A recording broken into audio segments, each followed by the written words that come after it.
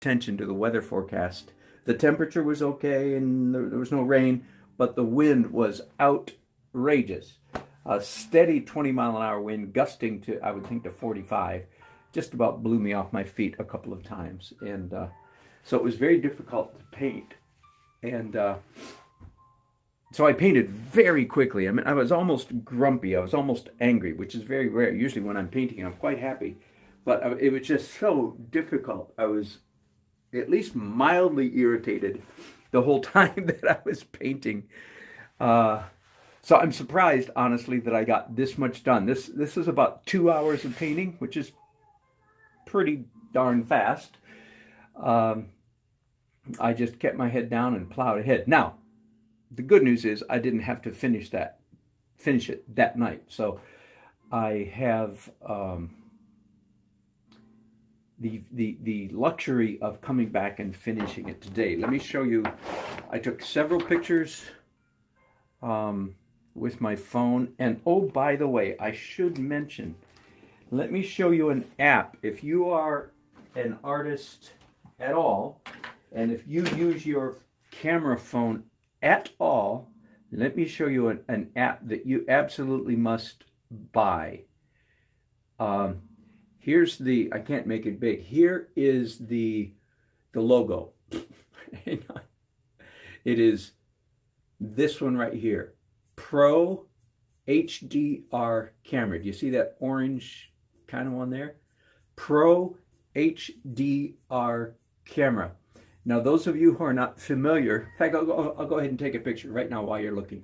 Those of you who are not familiar with HDR, let me describe for you what it does. First, I'll take a picture right here, just like that. I hit, and then I hold it still, overexposed, medium, and underexposed. In other words, my camera, in those 2 or 3 seconds, took 3 pictures: overexposed, middle exposure, and underexposed. Light, medium, and dark. And then in the computer of the camera, it melds those 3 images together. And typically, and of course, it looks terrible in this case, but that's just I just want to demonstrate. If you're out taking pictures, one of the ironies is that because of the Pro HDR, this camera actually, without saving, yes, this camera actually can be more useful to you as an artist than your good digital camera.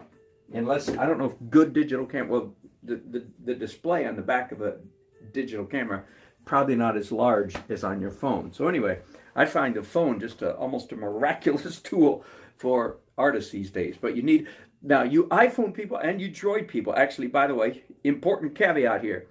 Your phone comes, your camera comes with a quote HDR setting. Don't believe it. At least unless they've changed it, it is a fake HDR. It's not real HDR. What the fake HDR does in iPhone and Droids is it tries to do what I just described in the computer.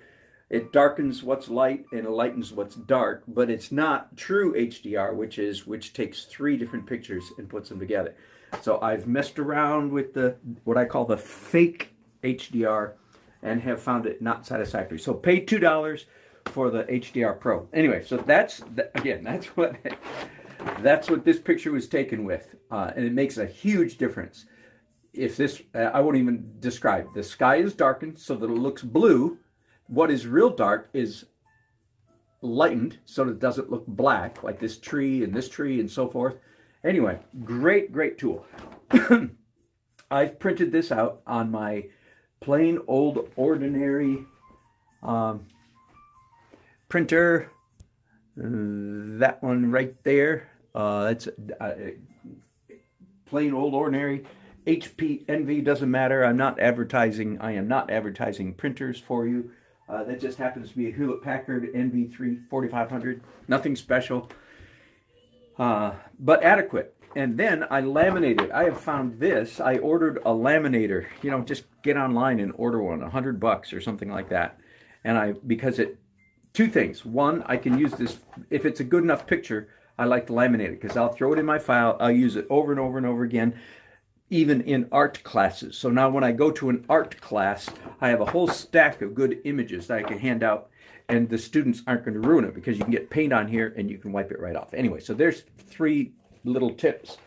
I just got the laminator sometime in the last year or so, and I have found it very, very helpful for my painting. Okay, so that's what I'm looking at, and so let's get started. Now, I almost always, any painting that I'm doing, almost always, after it's dry, so you understand everything here is dry. Why is this oil painting dry, by the way? Why? Well, because I use, first of all, I use Liquin, in this case, Liquin Original, which is right here on my palette. See that right there, that little pile? It's a gel, so it stays put. I like that. I don't need a cup attached. So that's one of the reasons why everything's dry. The other reason, let me unfold this just a little bit here. The other reason everything is dry is because all of my titanium is Alkyd, A-L-K-Y-D. This happens to be Winsor Newton Griffin Alkyd, but the key word is Alkyd. It's a fast drying oil color, and that's why everything's dry. As you know, if you're an oil painter, you know normally this would not be dry 2 days later, but usually it was actually dry yesterday. Dry enough to, it's not cured, you know, it's slightly more than leather hard.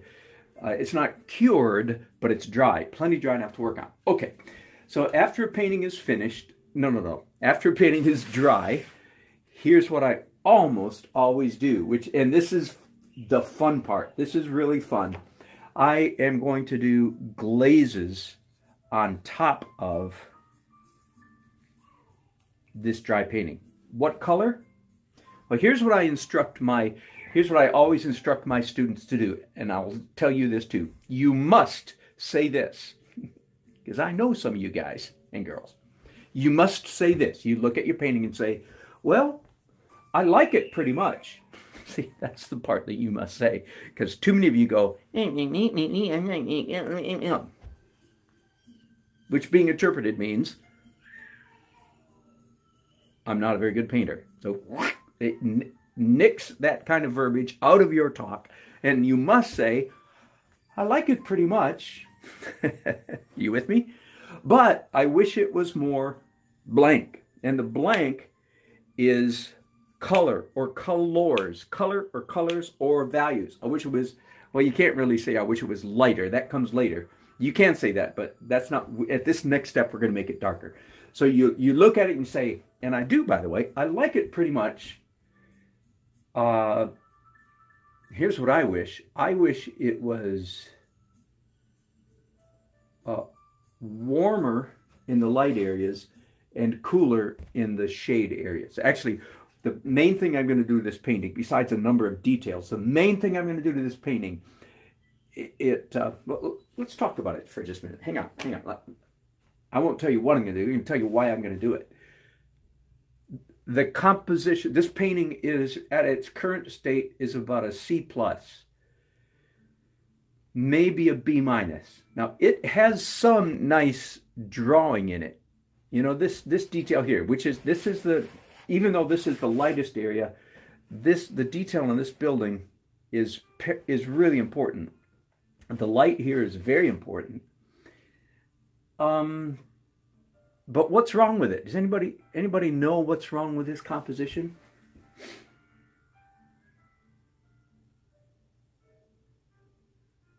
I think I do know.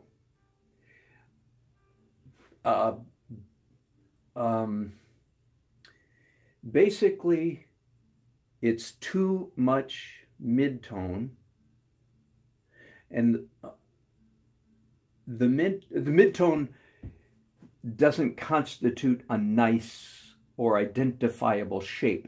It's basically mid-tone all the way from here down to here, and except for this one shaft of dark, which I think is just barely large enough to be considered a dark zone. In other words, skinny things don't count, like these windows and these aren't, those are lines, but they're not zones, not areas. So the mid-tone goes from here all the way to here, and from here, except for this dark area, all the way down to there. So in other words, 85% of the canvas is midtone. That it does not make a good composition. Well, why was I so stupid when I did that? You can always, I'm not really beating myself up, but the reason was because it was 40-mile-an-hour winds. That's why. Leave me alone. And just, by the way, I just realized I don't have an apron on and I'm wearing good clothes. So I'm going to stop in a few minutes and go to, usually I have an apron up here, but, oh wait, is there one here? No, that's a bag. I can't wear a bag. Okay, so let me go ahead and let's start fixing this. So what I'm going to do to this painting is push the values. I've already seen that I can make this part of this building darker. I can make the sky darker. I can make all of this darker. Well, let's just start doing it. So I'm picking up dioxazine purple on my brushes. And I thought so. It's not, I don't know whose dioxazine this is, but it doesn't seem to be packing much of a punch. That might mean that it's a student. No, it's okay. It's a moderate brand. Not top of the line, but it's okay. I'm going to pick up some ultramarine now. So I'm just darkening. Now here's why I always love doing this stage of the painting, this glazing. And forgive me, I always say it in the colloquial. It's a mnemonic device. Why do I use sometimes bad grammar? Because it helps cement it in my mind and perhaps in your mind. Here it is. Why do I like doing this? The reason is because ain't a color made that don't look better with something else on top of it. Okay? Ain't a color made that don't look better with something else on top of it. In other words, transparent colors are always richer, more interesting, more fascinating than opaque colors. And there's a moderate amount of opacity on this canvas the way it is right now. So by adding transparent glazes on top of the what is opaque, I am, by definition, I'm making the painting more interesting just by adding transparent glazes. Now, that doesn't mean, of course, yes, I am going to come back in a few minutes. By the way, I'm going to have to mix up some of my own violet here. So once again, I'm not quite happy with there we go. Now it's way too intense, but that's all right. You can always wipe stuff off. What was I saying? So by definition, I'm making the painting more interesting. Oh, that doesn't mean that I'm not going to come back later and add yet again later more opaque bits on top of this. Oh, absolutely, I am. I am going to add opaque again. And then you could say, well, if transparent color is more interesting than opaque, then why don't you just make all the painting transparent? Good question. I'm so glad you asked that. Here is the answer to that question. The reason is because variety, the principle of variety, trumps the principle of transparency. In other words, a painting that has some transparent and some opaque is more interesting than a painting that has all transparent, even though transparent is by definition, by physics. I don't mean, it's not a matter of opinion. I say this often. It's not like, well, you think transparent's more. No. This is not a matter of opinion. This is a matter of mathematical science. That transparent colors are more visually complex than opaque ones. So it's not like, well, some people like transparent, some people like opaque. Yeah, it is true, some people like opaque. That does not change the fact that transparent colors are, you could almost say transparent colors make our brain work harder to discern what's going on. It's kind of a funny way to put it, but there's a grain of truth there.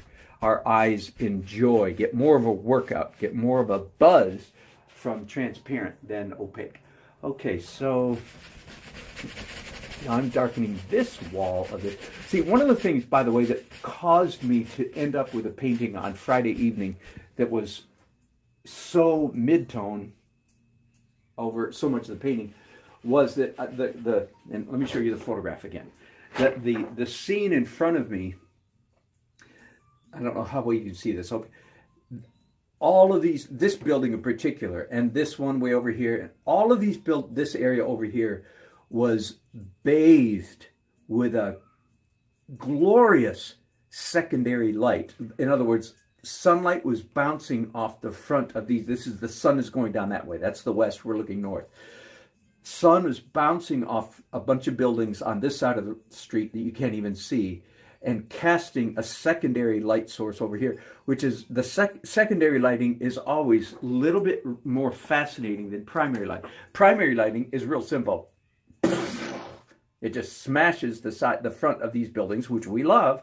We love the smash, but this is subtle over here. So there's a lot of light here, and even here on the dark side, you know. So this is, you could call this even a tertiary. This is primary light. This is secondary light. This is tertiary or third degree, because it's not getting light from these buildings. It's getting light from buildings that are behind me that are getting second. Are you with me? Bounce 1, 2, 3. So that's part of the reason why I ended up with a canvas with a painting that was too uniform, because I was just really taken with the light here. But be that as it may, even though I was fascinated by the light, I ended up with a weak composition because of it. So I'm still at the end of the painting process today, assuming I finish this today. I still hope that I will end up with the feeling of primary sunlight, secondary light, tertiary lighting. First, second, third bounce. Bounce number 1, bounce number 2, bounce number 3. But it's got to hang together as a composition. And look, in just the few minutes that I've been painting and talking to you guys, I think I've already achieved that to a large degree. So this is a shadow of a building coming over here. It's quite important. Now, I think I can lighten this just a little bit right here. And then the question is, do I need to lighten this, or can I lighten it? Let me look at my reference again. Yeah, I think, let's try. I think I can lighten this just a little bit. And not fall into the mistake I had a while ago. Okay. I think that'll work. And I also can lighten this. And again, some of you are saying, well, if you're gonna wipe it off, why did you put it on in the first place? Well, again, that statement can only come from somebody who's either not a painter, and certainly somebody who's never worked furniture, because a hand-rubbed finish is always vastly superior to a brushed on or a sprayed on finish. And every furniture, I mean, I'm not a professional furniture finisher, but you know, I've done enough of it to know. Everybody who knows says, yeah, that's right.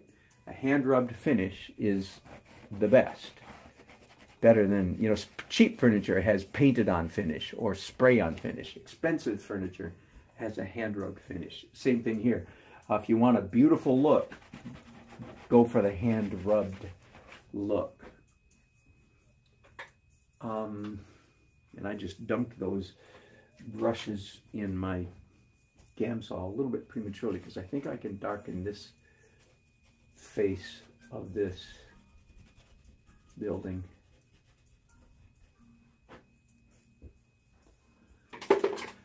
And I think I can lighten. I'm actually going to come back and I said a few minutes ago that the thing that this painting needs is more contrast. Darks darker and lights lighter. So I've just made the darks darker.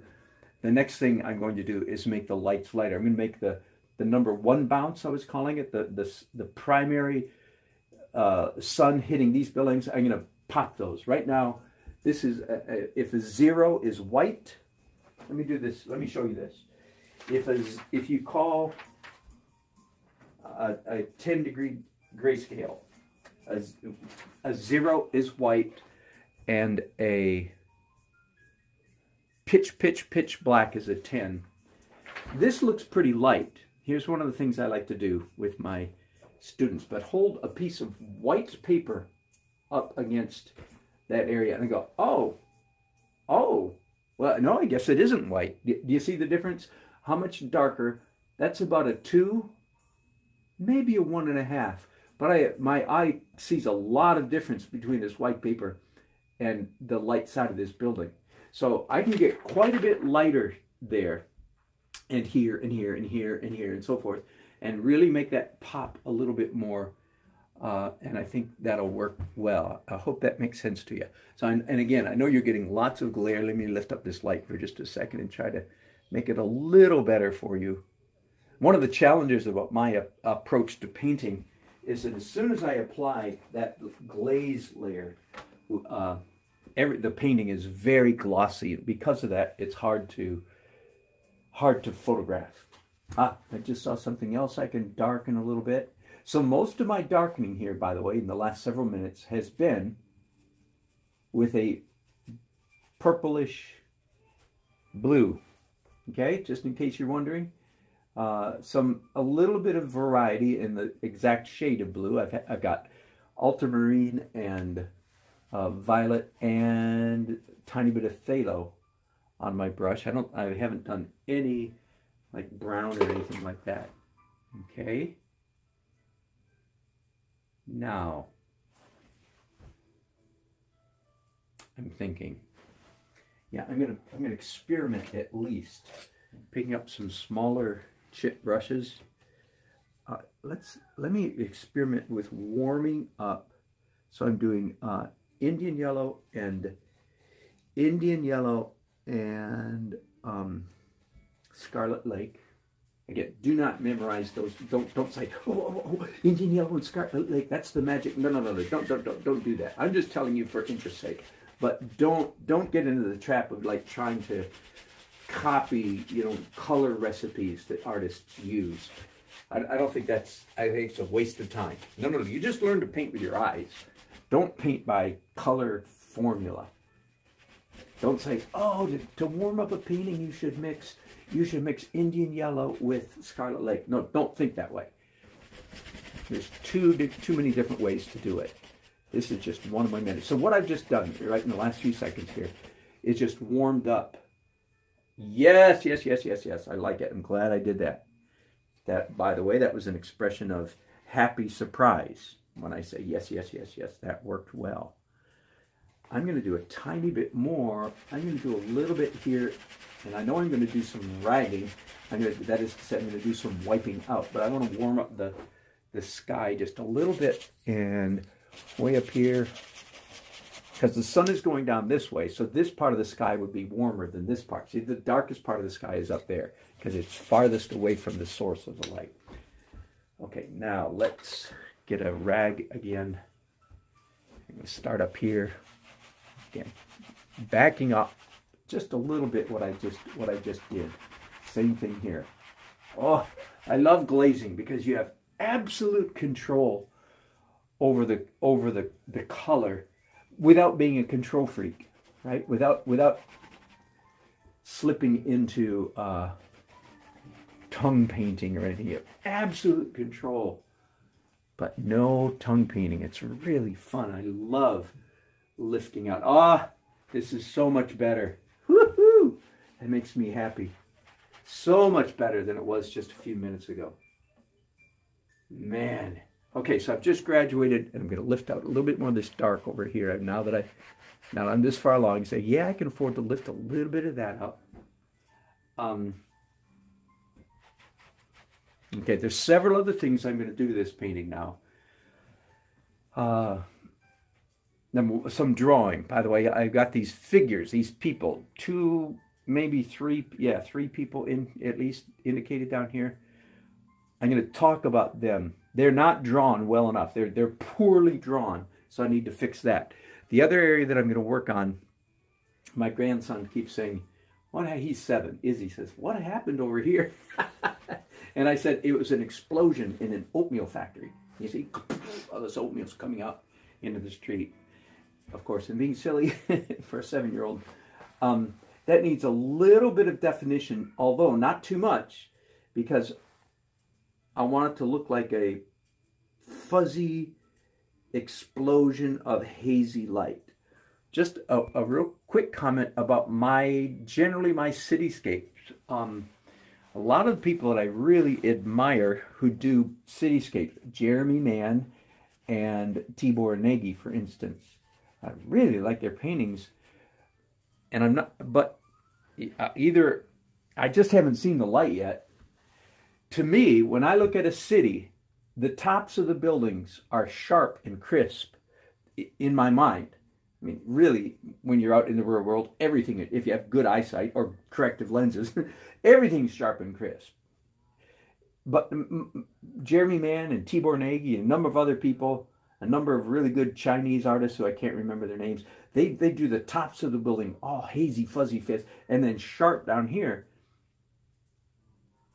And for some reason, I like the other way. I like sharp up here and fuzzy down here. I'm not sure one way's better. I mean, these people I'm talking about are so good, it makes me think they must know something I don't know. But until I see the light, you know, see the superiority of their method, I can't do it. I just think this is the way it ought to be.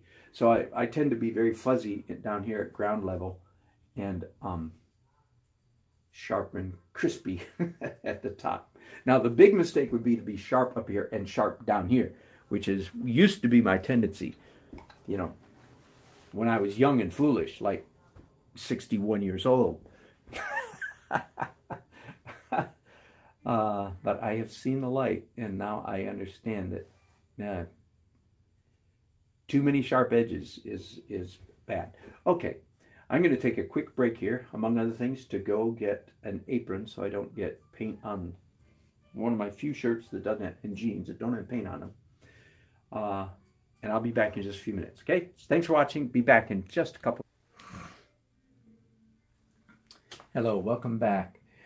I've just finished glazing. Perhaps you watched me do that a few minutes ago. A lot of purple blue glazing over the dark areas, and then a warm yellowish glaze over these light areas. So I'm ready to move on to now finishing details. Okay, I'm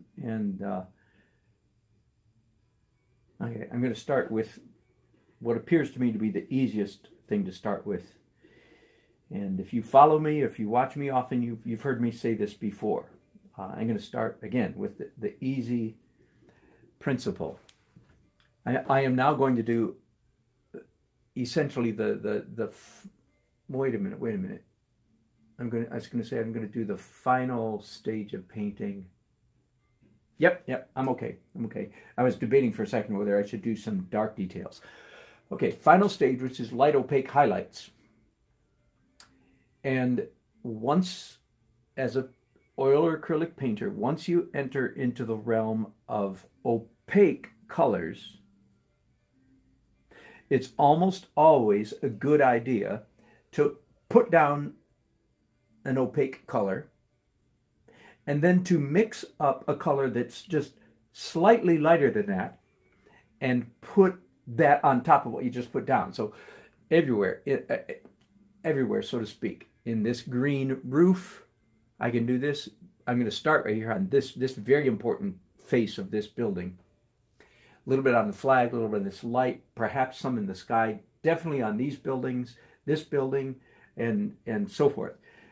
Again, so I'll demonstrate it here. I have a certain color, and it's, even though it's got a glaze over it, it's essentially an opaque color, and I'm now trying to mix up. Let's see if I've got the right color. Yeah, that'll do. So I have now a lighter, slightly lighter, and the word slight is very important here. I have a slightly lighter shade.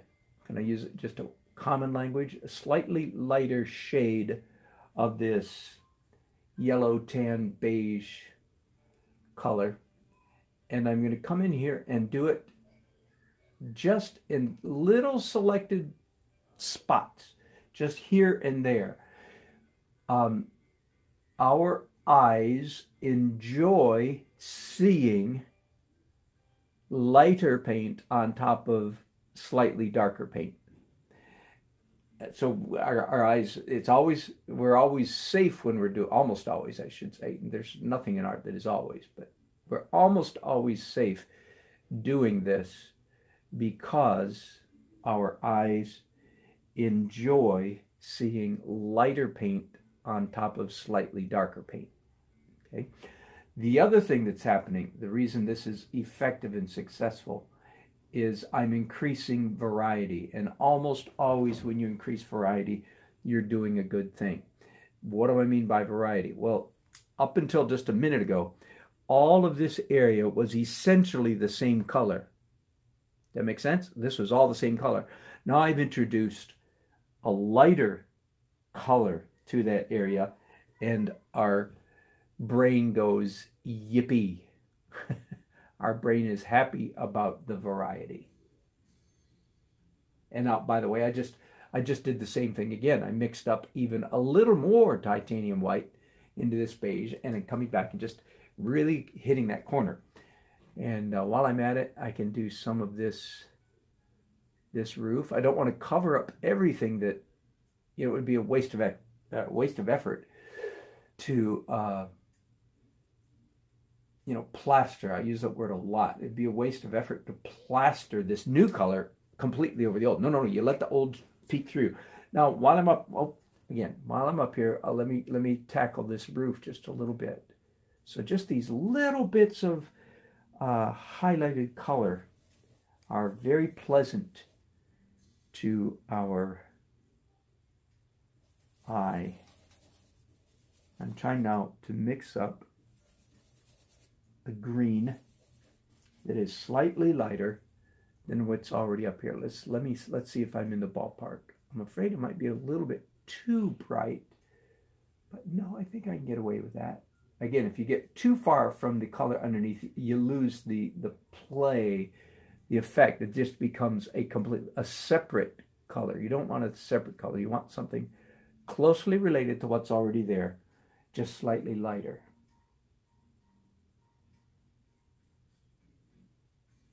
It's one of the safest rules in painting. This rule, come back with a slightly, because it's almost always works, almost always looks good. Oh, that is so much better. Let me zoom in here. You see, there's just little bits of lighter green contrasting to this, what was there a minute ago. Now there's variety. Another principle that's happening here is another breakable law of painting is our eyes enjoy graduations more than flats. What that means is this green area a minute ago was all this color. It was flat. Now it graduates from this lighter color to the darker, goes from light to dark or dark to light. And our eyes always enjoy a graduation more than a flat. Of course, unless again, you could say, well, then why don't you make every single color on your painting graduate? Well, because then you would lose variety, right? So no, you don't. Okay, boy, that looks nice. It's so much better than it was.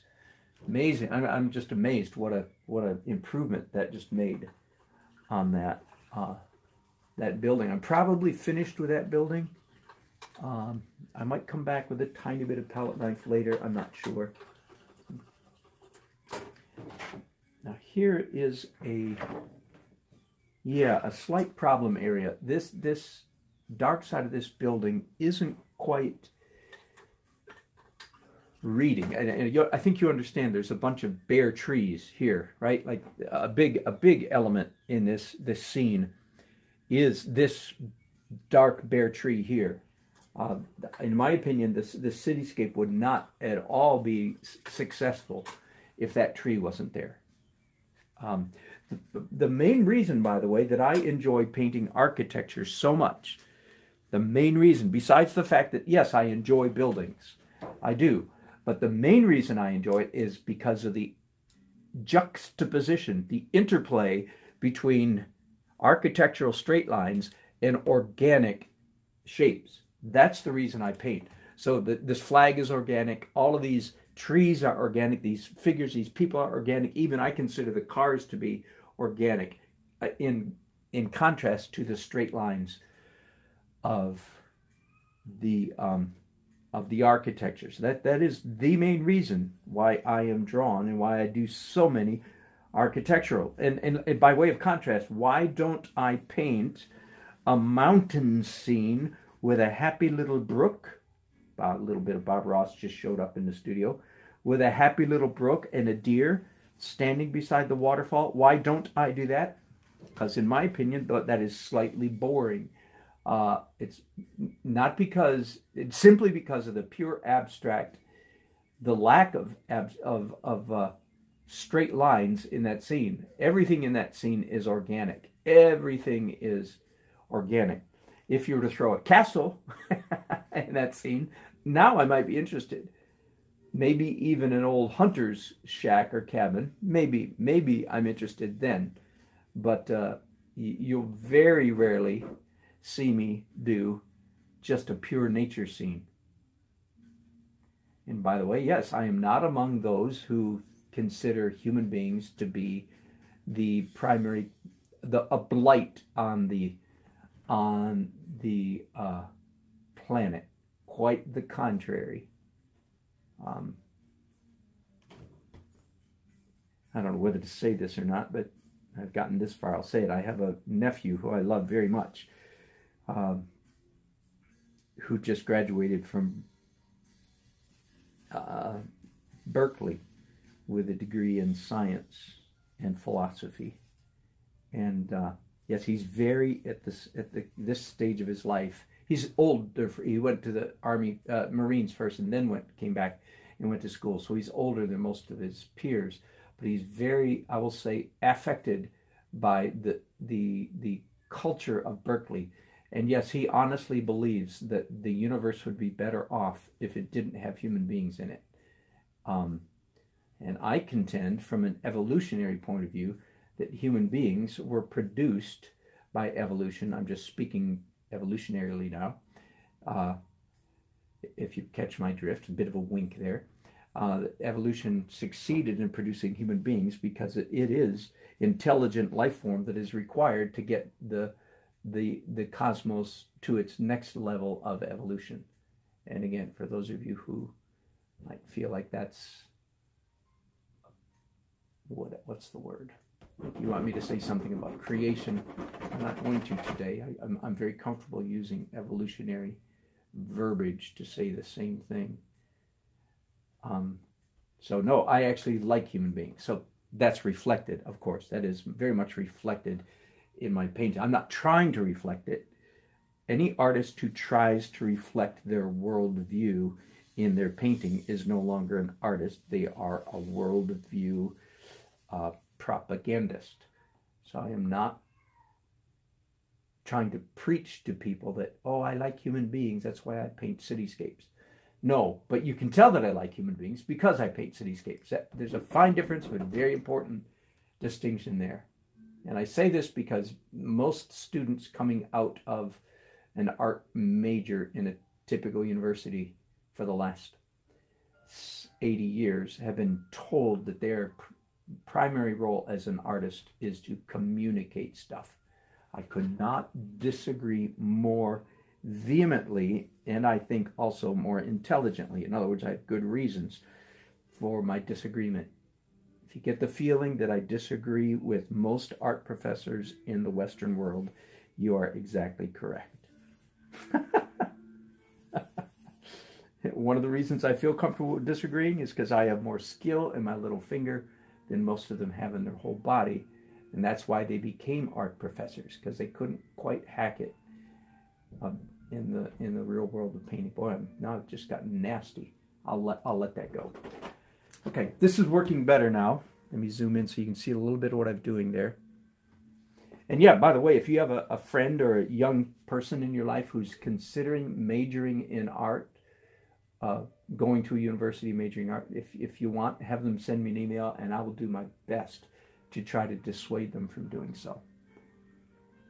If they're good at art, they should go to an atelier. The only problem I have with ateliers is that they're snobby and grumpy.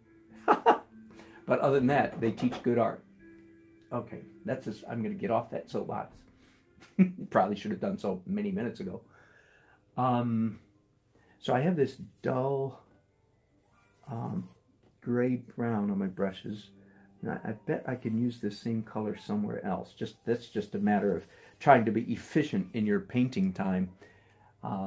Like there's a real dark edge on this dome, the Capitol building down here, that is asking to be softened. So yeah, that looks better.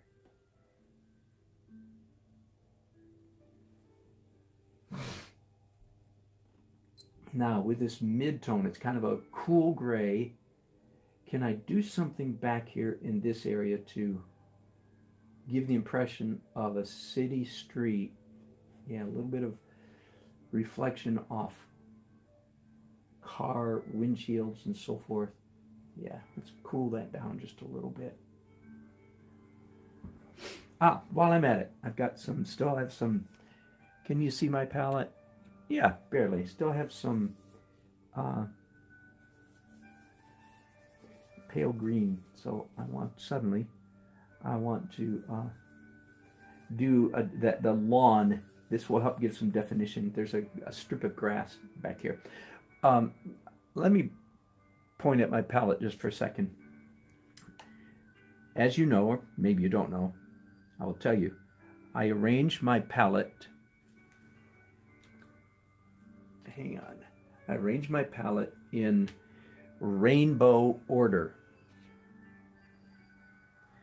My purple is all used up. Violet here. And then cool red, medium cool red, warm red, orange. I don't have anything there now. Indian yellow, warm yellow, medium warm yellow, cool yellow. Here's the one I want to mention. This cool yellow, which today, let me see if I can tell you exactly what color that is. I have to look back in my little bucket of paint here. See if I can tell you what it is. Yes, Lucas 1862. This is supposed to be the professional line of Lucas paints. Is permanent yellow light.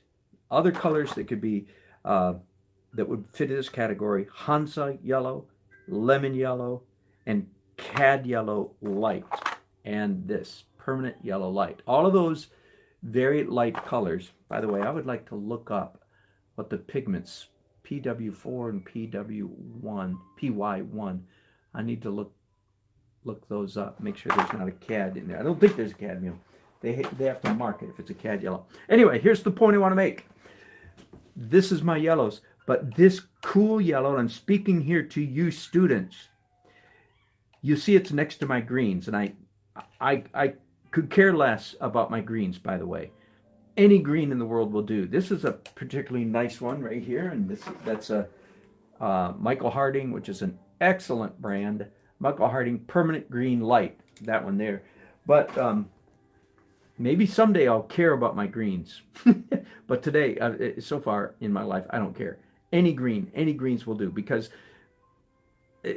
you mix up greens. Anyway, let's back to the point. This light yellow, students, in your mind, you should think of that as a green, not as a yellow. Because if you think that by picking up this yellow, you are, quote, warming up your painting, you are gravely mistaken. This is a freezing cold yellow. And some of you don't understand yet the concept.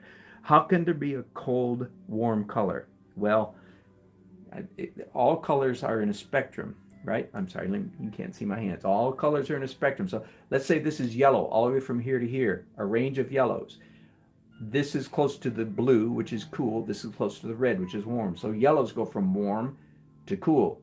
They're all in the warm category, but the cool yellow you should consider to be a green. And the reason I say that is I can't tell you how many students I've seen, I will say, pick up a yellow, a warm yellow, and they'll pick up their cad yellow light, their Hansa yellow, their lemon yellow, or their permanent yellow light, and think they're making their canvas warmer when in fact they're making their canvas colder. Whew! Thanks, I had to get that off my chest. Okay, let's get back to painting now. So I've got a medium cool green happening on my brush right here. And I want to give just a faint impression of that lawn.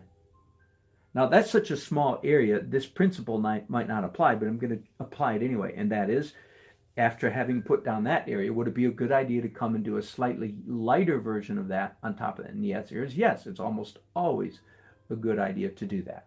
Okay, I'm done with that. Little bit of yellow, of green. Now, let me look at my photograph. Yeah, so while I've got this pale green on my brushes, is there anywhere else? Again, just for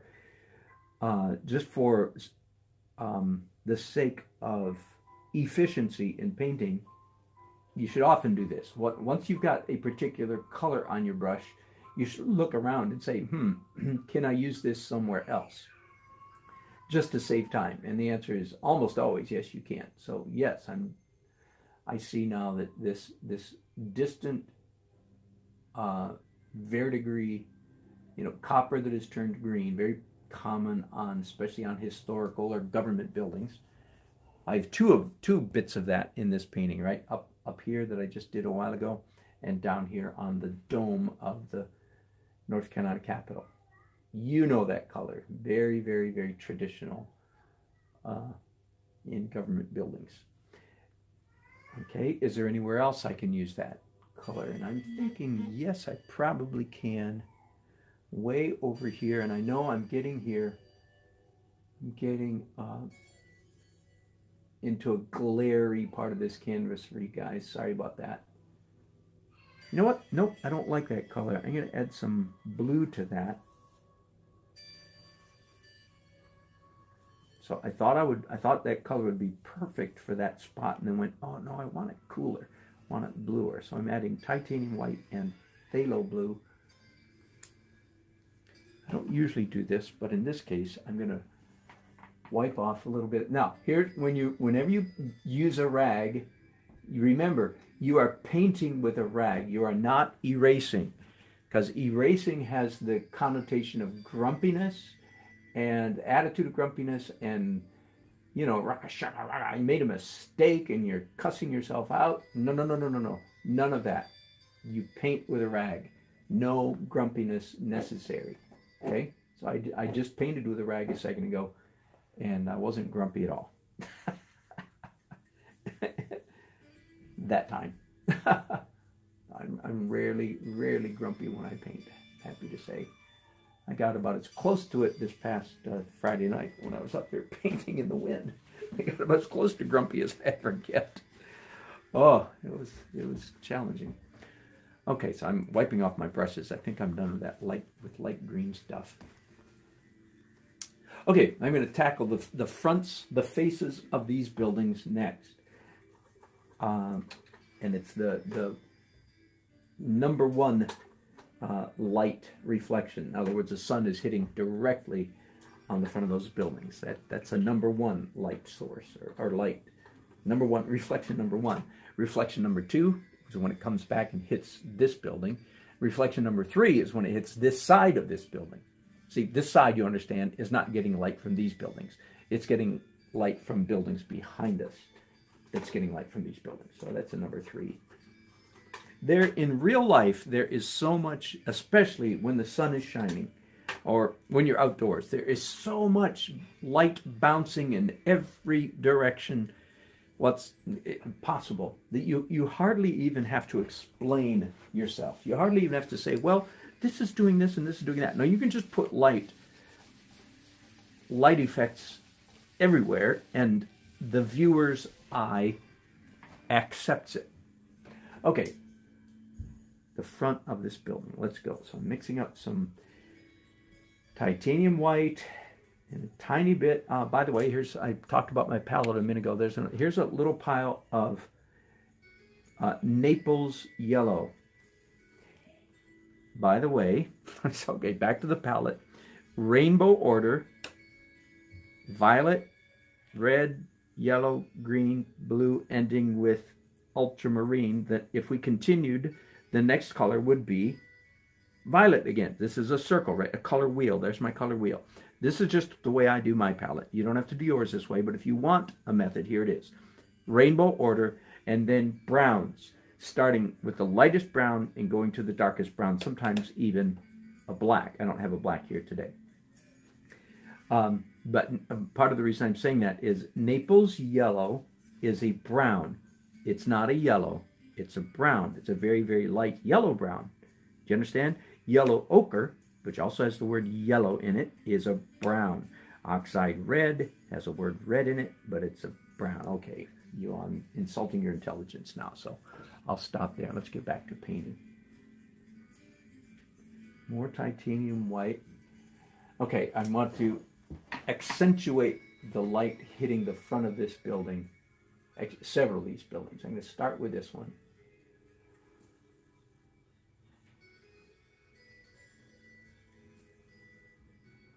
Especially at the top, again, that's the way I enjoy a cityscape, is the sun, the setting sun is really blasting the tops of these buildings and then getting darker as we come down the side of the building. And as soon as I clean off my brush from all that green, I go, oh, doggone it, I should have, yeah, I've got a little bit of green to do here. Let me mix up some green, because I want to do a little bit of corrective drawing right here. Same thing here. I've got some little, can I zoom in more for you? Yeah, I've got some little dark areas that are just too dark. They're standing out too much, poking holes in what should be a fairly light area. Okay, that'll do. Now back to the light. I think this may be, what I'm about to say may be the hardest concept, the most important concept to get your mind around as a painter. Here it is. And now as what I call, forgive me for being this snob statement, but I'm going to make it what I call real painting, which is as opposed to hyper-realistic, photorealistic, tight realism painting, which is a type of real painting, but it is not it ain't all that. In fact, realism is easy because you don't need to think, all you need to do is copy. And I know I'm in danger of offending a whole bunch of my friends who are fantastic artists who do realism. But anyway, the ultimate in painting is not doing all the work for the viewer, in my opinion, but providing just enough information so that the viewer finishes the picture in their mind. And that's where the lion's share of aesthetic pleasure comes, from that process of finishing the painting, the viewer finishing the painting in their mind. Okay, and I was about to say, I think this is the hardest concept to grasp, is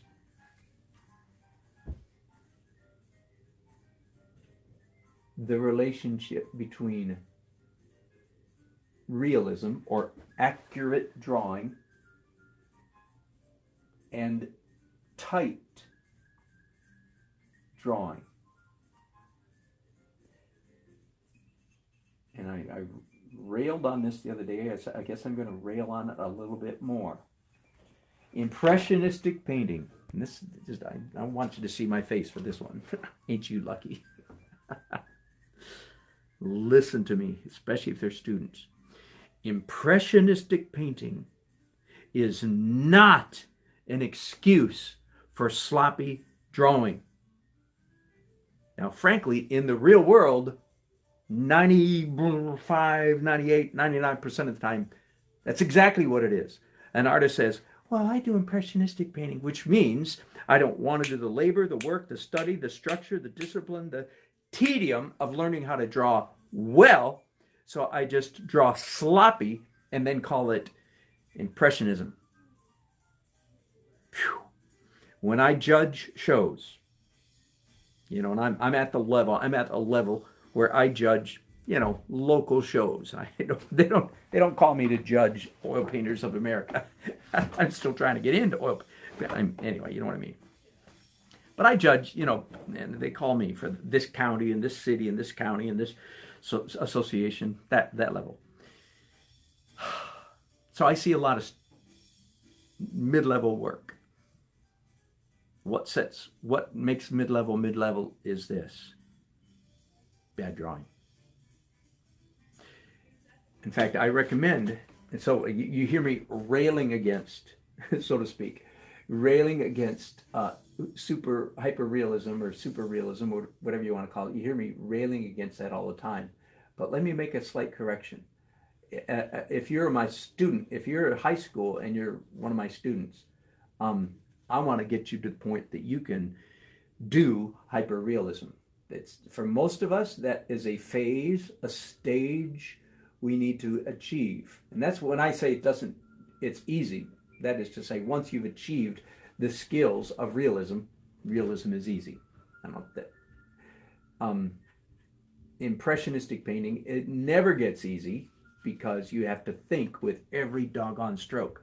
Every single stroke of the painting process, you have to have your mind fully engaged. Otherwise, you're just painting crap. Okay? Okay, back to what I was trying to say. The hardest thing to learn, I believe, in the realm of real painting is the relationship between accurate drawing and abstract looseness, or the relationship between accurate drawing, which is a must, the relationship between that and impressionism. So on this building that I'm painting right here, let's go back to the subject at hand, and I'll move you a little bit so I hope you can get a little better angle. In this building that I'm painting right now, these buildings, the fact that I'm painting in impressionistic painting does not give me license to screw up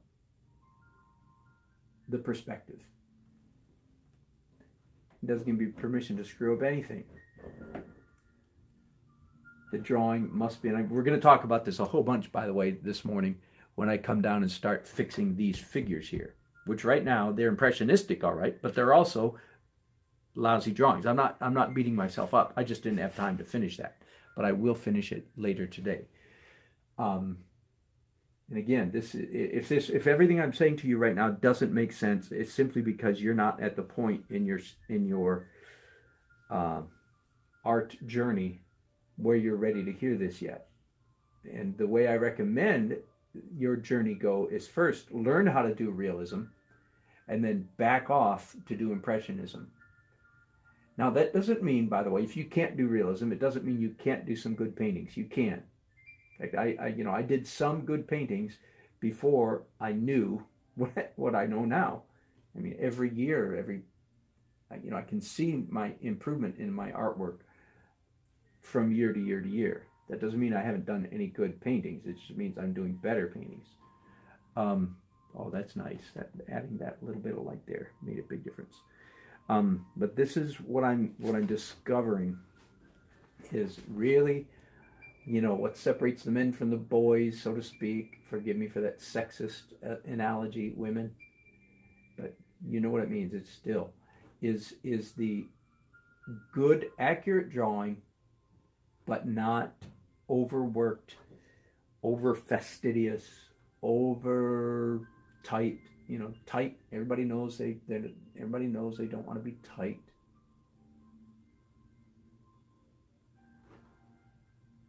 So it is a very funny balance, and not an easy one. Let me just zoom in again so you can see what I'm doing. This whole area of the painting, by the way, is coming along quite nicely.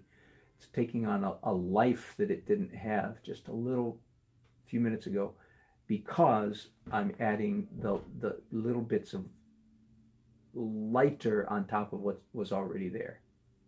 Does it make sense? And by the way, this is very typical of me, by the way. Here's a face of a building, right? It's flat. You understand that? That's a flat wall facing us. Well, then where do you put the light? Well, I do this often because this is the dark. There's dark here and not here. I put the light here so we get a little bit of contrast right there. Get a little bit more bang for our buck than if I were to put that. Now, I am actually going to put a little bit over here, but not as much. Okay? That is very, very typical of me and other good artists, I think. We will put so this graduates, right? This plane, even though it's a flat building, the light that's hitting it is not flat. Does that make sense? Well, I mean, in reality, it might have been, but now it's not. And our eye still sees it as a flat surface, but there's more light hitting it here than here. And again, our eyes get a kick out of that. We like that.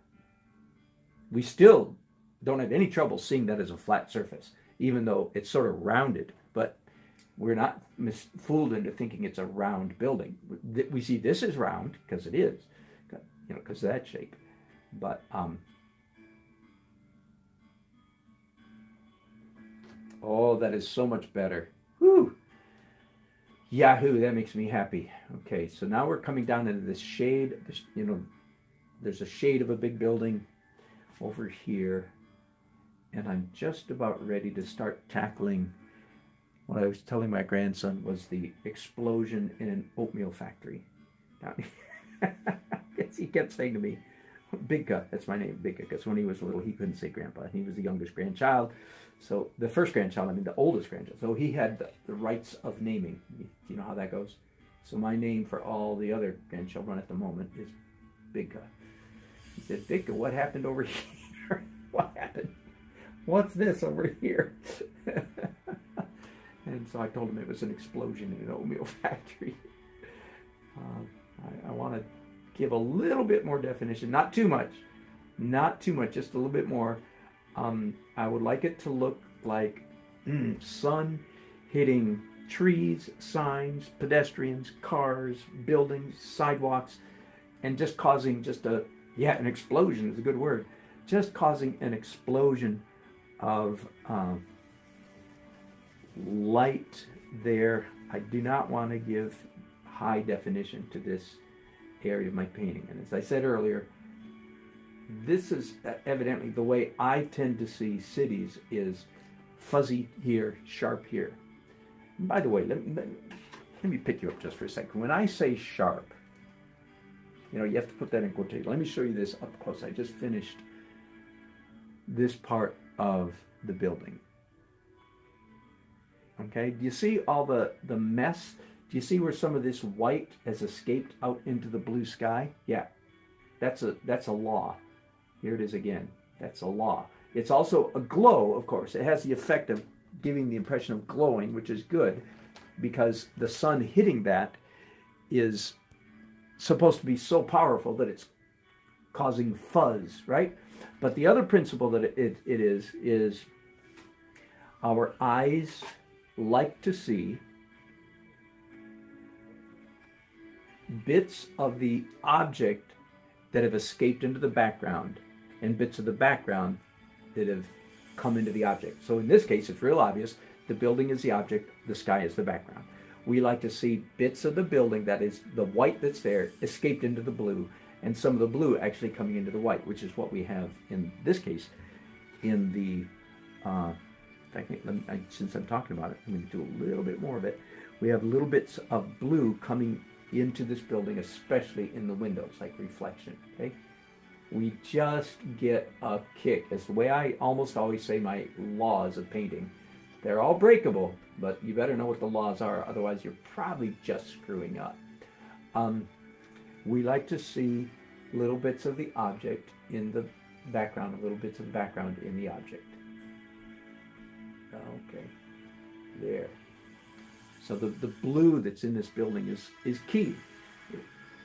One could say it unifies the canvas. It does, but it's more than that. It makes us happy to look at that building.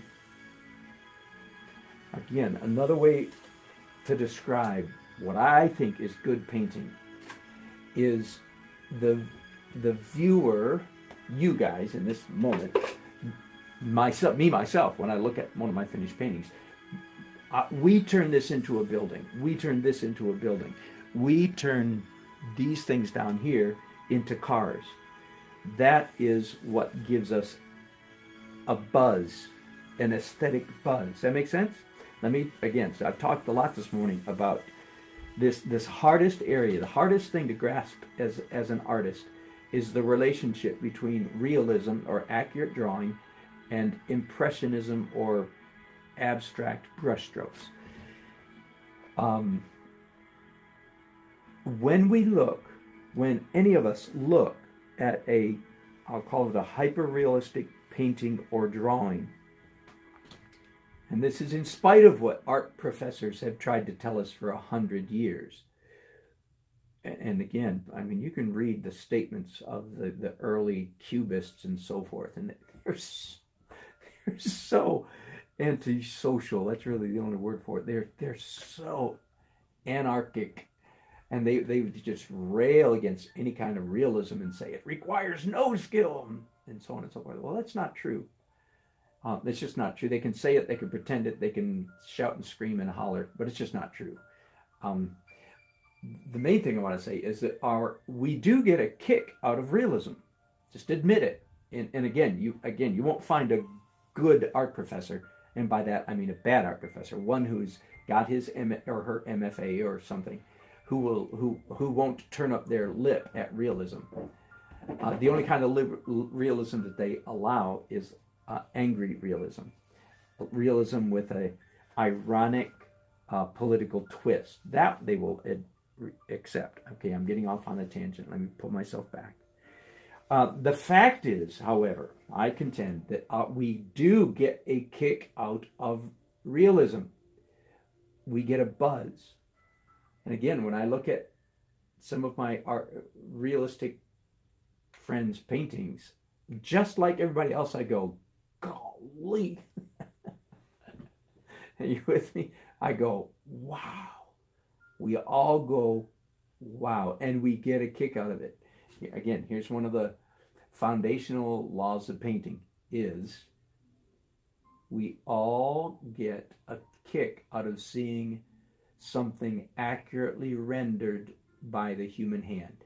Even if there's no real obvious human hand in it. We know that a human being drew this. We go, golly. Something like that. Are you with me? We do get a kick out of it. But it's not, and I don't consider it a primary aesthetic buzz, an aesthetic kick. What we're getting is an industrial, stick with me here for a minute, what we're getting is an industrial buzz. That is to say, we are wowed, we are impressed, we are blown away by the industry of the artist who did it. Wow, I wonder how many hours it took them to do that. And of course, you go to YouTube and they're happy to tell you, this took me 600 hours to do this drawing. We go, wow, that's amazing. Are you with me?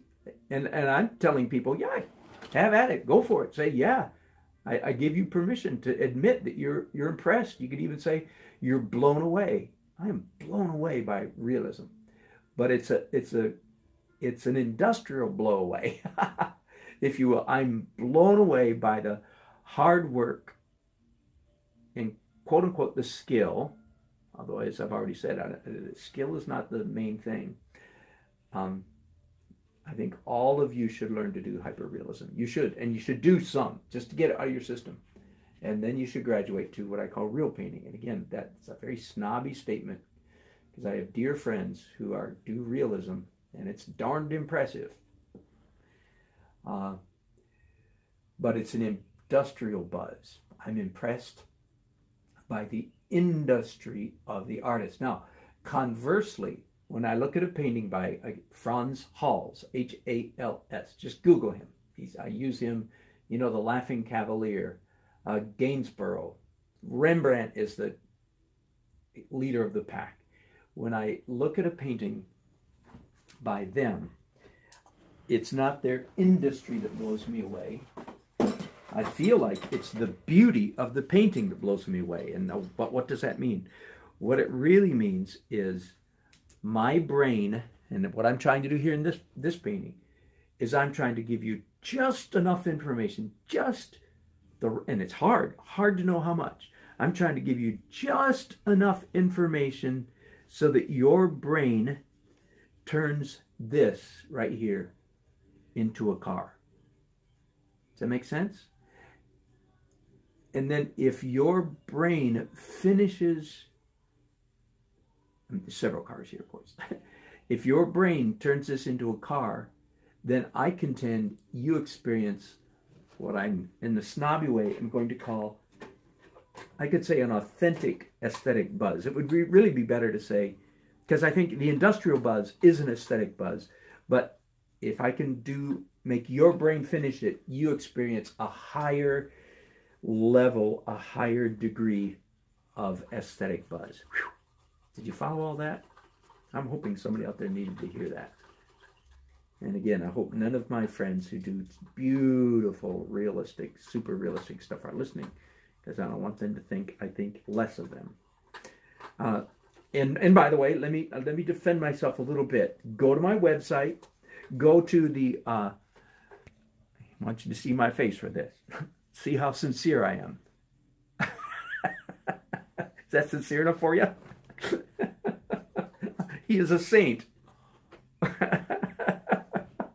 Just put a halo behind my head and you'll see how saintly I am. Okay.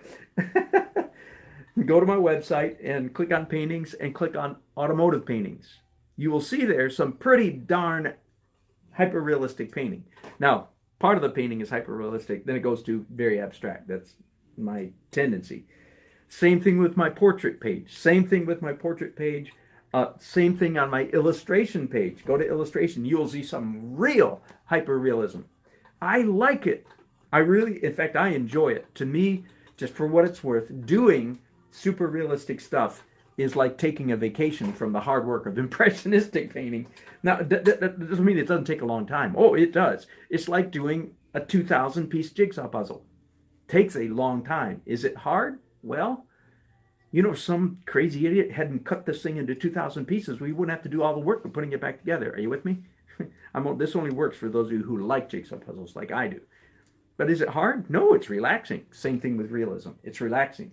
Takes time, but is it hard? Well, you have to put hard in quotation marks. I mean, no, digging ditches is hard. Breaking up, firing somebody from your corporation, which I don't do, but, that's hard. Running a marathon, that's hard. Is doing a jigsaw puzzle hard? No, not really. You don't have to do it at all. Nobody's forcing you to do it. I can imagine what kind of torture it would be. You must put together the jigsaw puzzle. Okay, I'm getting crazy, getting goofy.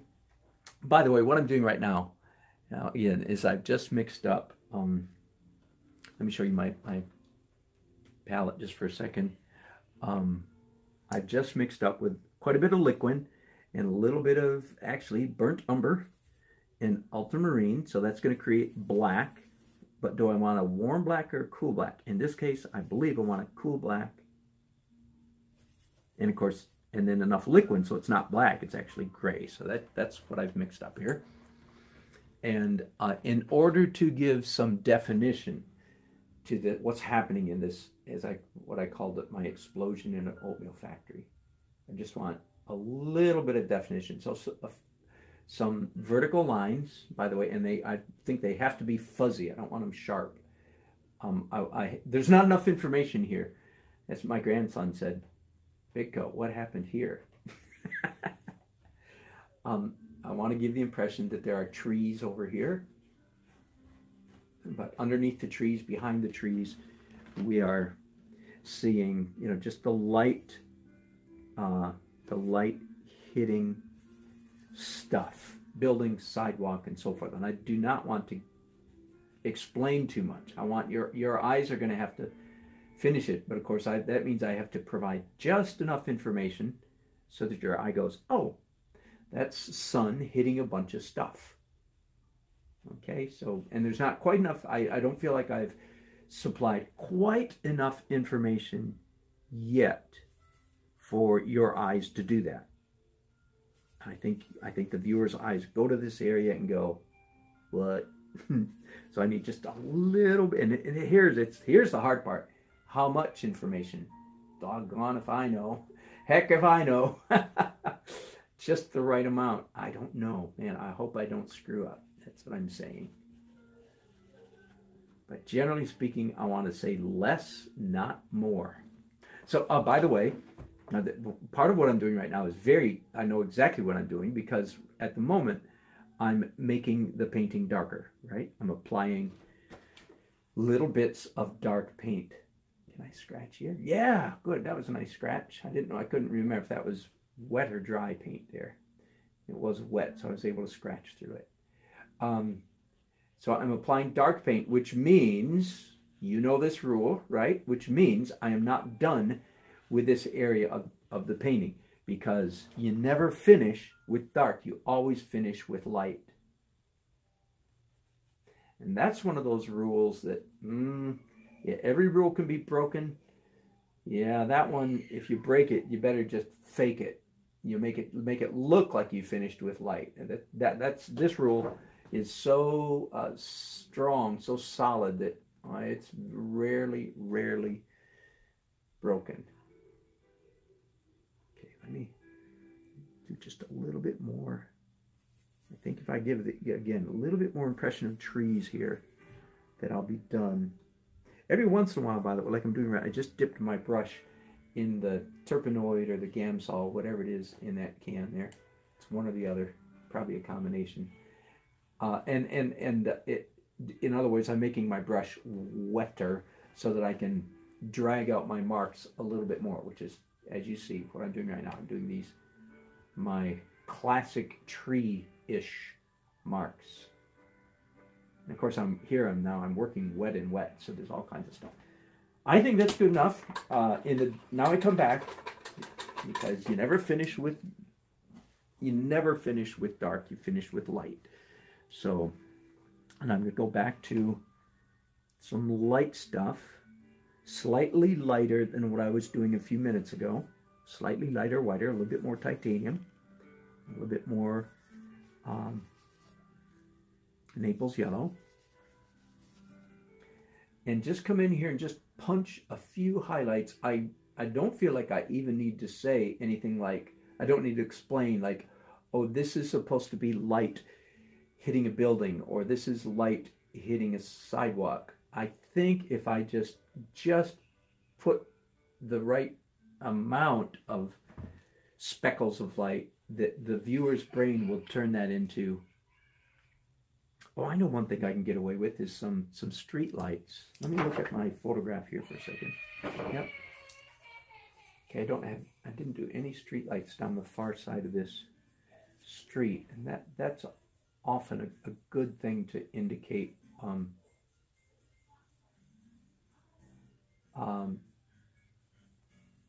depth of field perspective, because you can see the row of lights. You don't even necessarily have to see the posts holding them up. Just the presence of the lights themselves will be adequate.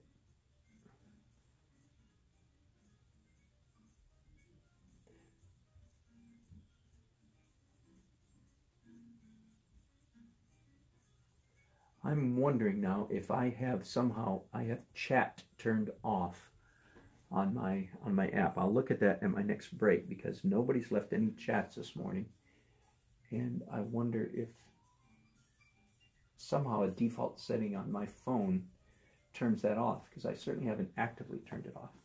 Okay, good. Now, anything else?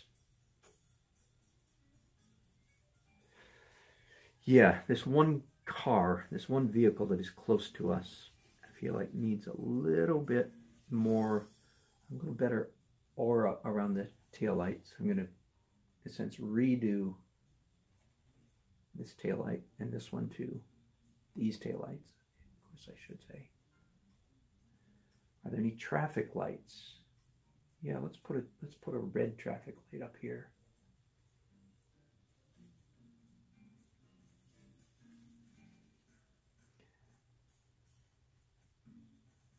And some of you are all gaga about using a limited palette. And I think that's great. Everybody should go through a period of their art career. And again, if you were one of my young students, we would do a season where everybody would start out with a limited palette. You can't use a full-blown palette until you understand how to use a limited one. But some students get stuck there and say, no, you should use a limited palette. That's much better. Well, why don't I use a limited palette? Real simple. Time, efficiency, speed. Of course I could mix, from just a few colors, I could mix up any color I want. Of course I could. Why don't I? Because it takes time. And I don't know about you, but I'm getting paid for my time. So I don't like wasting it. So, yeah, limited palette is a great way to learn the art of painting. But you don't have to get stuck there. You can go from that to a faster palette. Plus, you discover that none of the colors that we use are perfect. So there's always little intricacies of interaction that take place with different colors. Like, why do I like, for instance, I've got Naples yellow on my palette. Why do I like Naples yellow? Couldn't I just mix a couple yellows, a little yellow ochre, a little Indian yellow, and titanium white? Yep, I could. But it turns out that because of whatever the ingredients are in Naples yellow, hopefully it's some particular pigment, because of that, it interacts differently. Now, I'm not here to tell you, well, how does it act? No. The only way you can figure this out, learn this, is by doing it yourself. You can't learn it by me telling you. That's so much better. I'm happy with those, much happier with those taillights. And again, I'm going to try to get you in here as close as I can so that you can see what's going on here. Can you see those taillights? Much better than they were just a minute ago. Now, I've talked often about how in painting, we can't paint, especially, we are unable to paint a red light. The only way to indicate that a light is red and shining is to do what I'm doing here, which is to paint an aura, a glow of, holding my breath here, a glow of red, and then orange, yellow, and white. And I've sincerely asked the question many times, do we see this as a glowing red because of photography? In other words, if you look at a photograph of taillights, this is exactly what you'll see. But when you're out there in real life with your bare eyeballs looking at taillights, this is not at all what you see. When you, with your real eyeballs, stare at a taillight, it's red all the way to the absolute dead center. But if you try to paint it that way, it doesn't look like it's glowing. And I don't know if it's photography has trained us to see this as a glow. I don't know. But the fact is, our eyes interpret this as a glowing red light. Red is the biggest problem. Green, not so much. You can actually paint a green light that is green all the way to the center. Especially if you have like a permanent green light color paint on your palette. That's a very good color for doing like a green stoplight, go light. Okay, I'm doing a little bit of white here on this car. See, I feel like we see that as a car, even though there's so little definition. And of course, then we see these as cars also. Cars, trucks, vans, whatever. Vehicles. Now, let's tackle, almost out of titanium white here.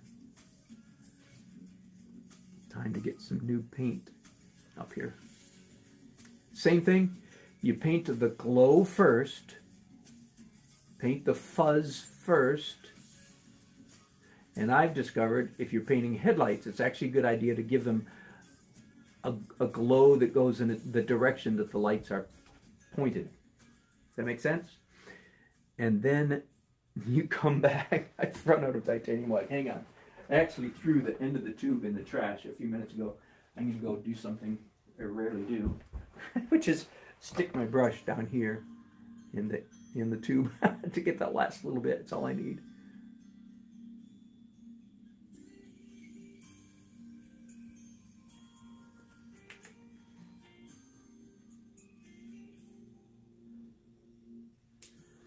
Okay, now I don't want it to look like there's just only one car in that lane. By the way, I don't know if you ever noticed a row of cars, but as soon as if one car has headlights on, then it starts, that light starts bouncing all over a whole bunch of other cars. So you don't have to explain much. I'm simply going to take a fuzzy brush and make that messier.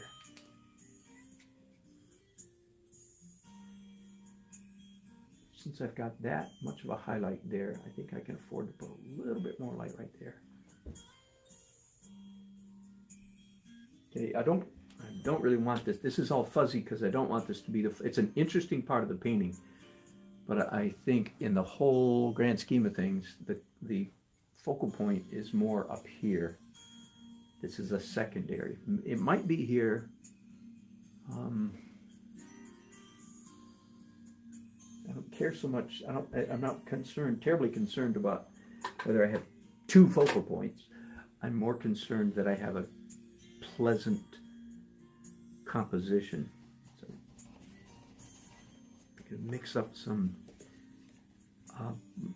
just from what's already on my palette, a brighter orange to hit this building. Same principle as what I did, I've talked about many times. There's already an orange-ish brown on this building.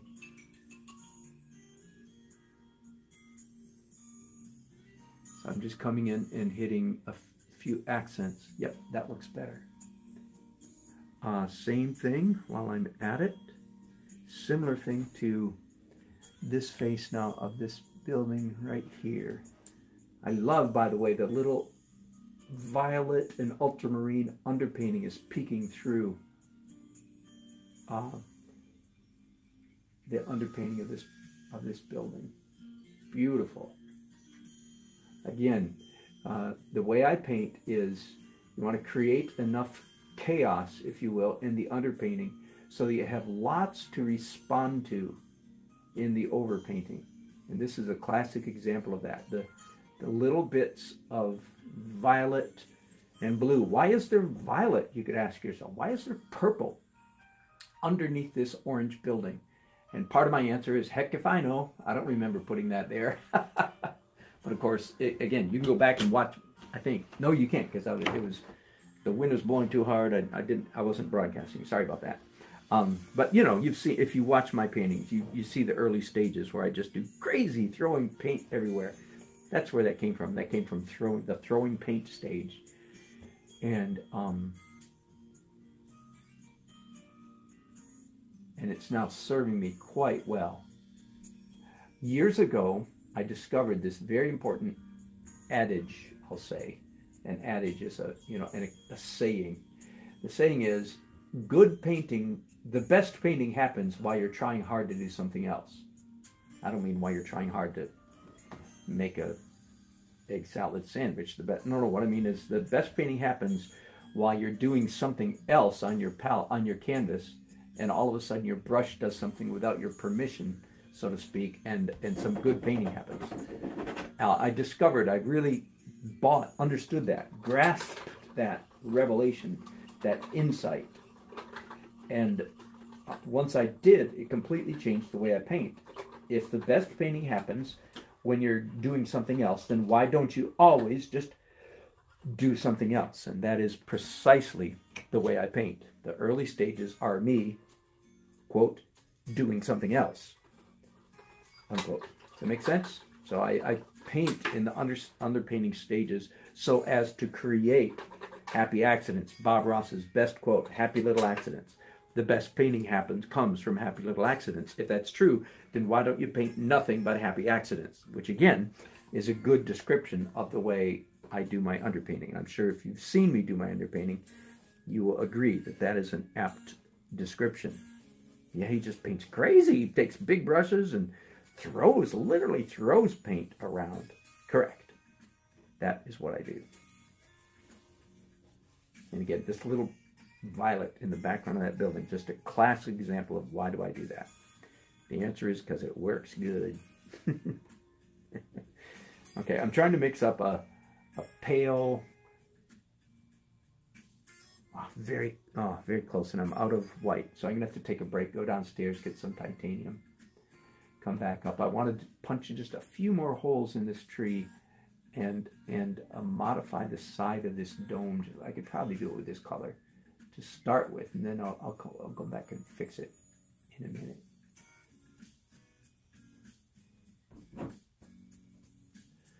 Yeah, I scratch with my brushes a fair amount in my painting.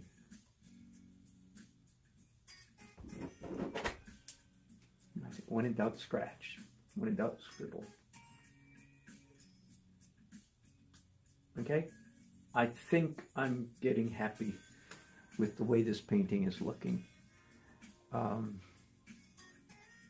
I have a bunch of work to do here, but it's pretty simple. It's mix up this color, but one tick lighter, and put it in key areas. Up here, the drawing never got finished, so I need to do some outlines around these windows and these windows up here. And then I'm going to tackle these figures, and this is a row of potted plants.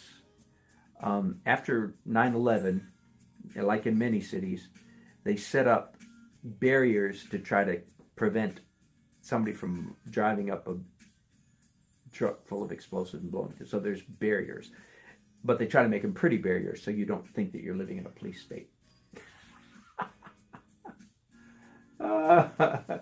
Oh, that was funny. Okay. The stuff that falls out of my mouth when I'm not quite thinking all the way. I don't really feel like I'm living in a police state. But... Okay, break time. If you've been watching me, you've been extremely patient, and I appreciate it. And during the break, I'm going to try to make sure that my chat is set to on so I can see what you guys are saying. But I think I'm getting happy with this painting. If I can finish it, if I can turn this into an A or an A+ painting, it'll be Friday night and Monday day well spent. Thanks for your company. I'll be back in a while.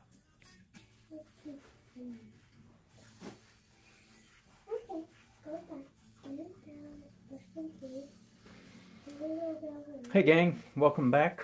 I did find that my chat function was set.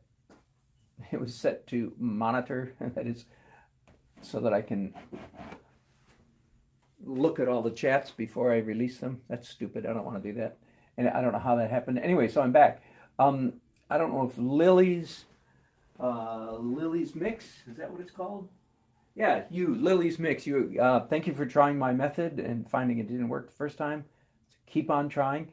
And does it work for florals? Absolutely. I mean, I think my approach, my technique for painting works for every subject matter whatsoever. The most challenging subject matter will actually be portraiture, but I certainly I do a number of portraits. I don't do all of them in this technique, but I do many. In fact, I did one last week.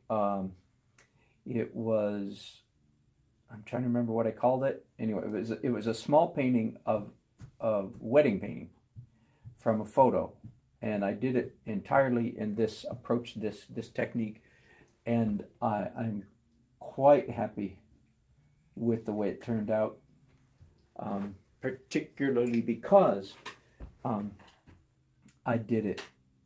I mean, I don't mean what I mean to say is that it looks good, and it looks good because I used this technique.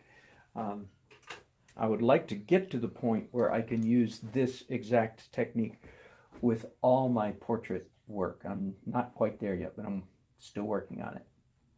Okay, for a little while I painted without your company. The main thing that I've done so far is I've done what I've explained several times: mix up a color that's slightly lighter than what's already here and touch up all of this area.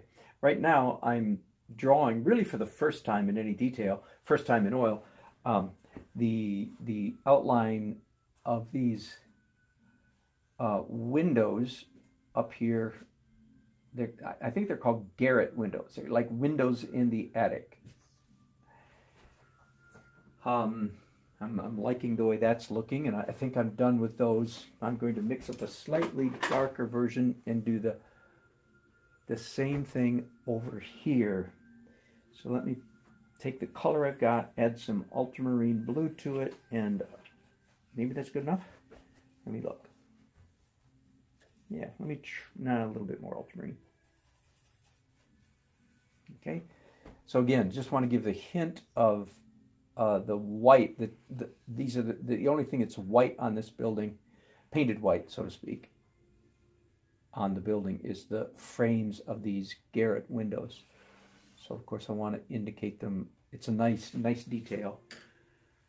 And of course I'm painting around the branches of this tree.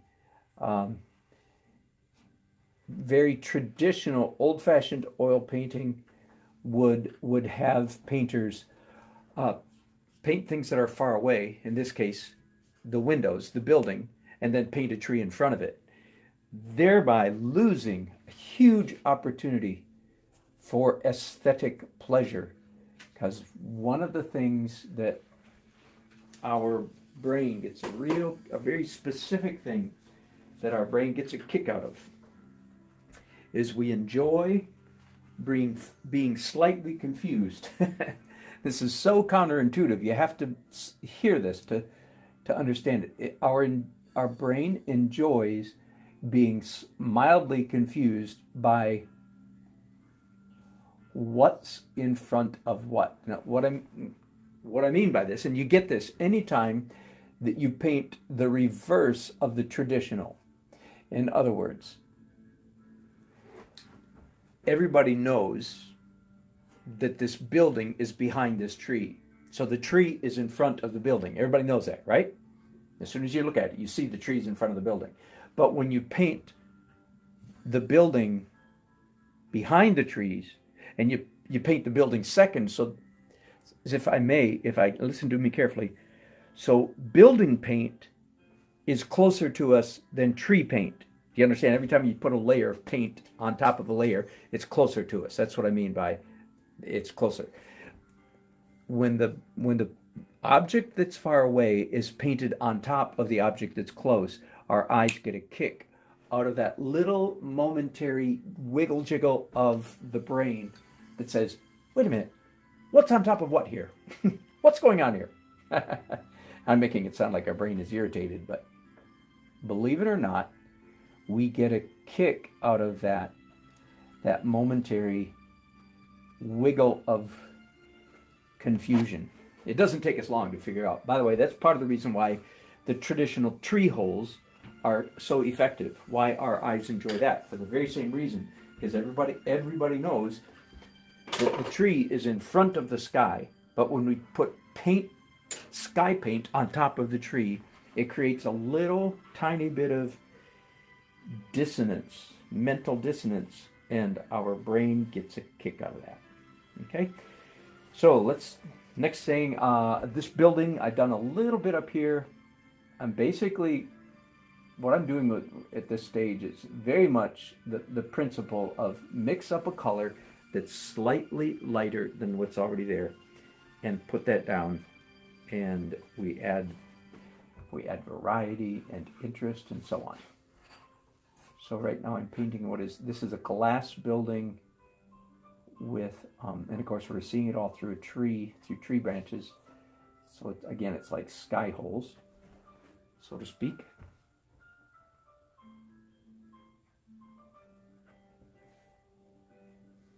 While I'm at it, I can straighten out the drawing of the building just a little bit, make a few corrections.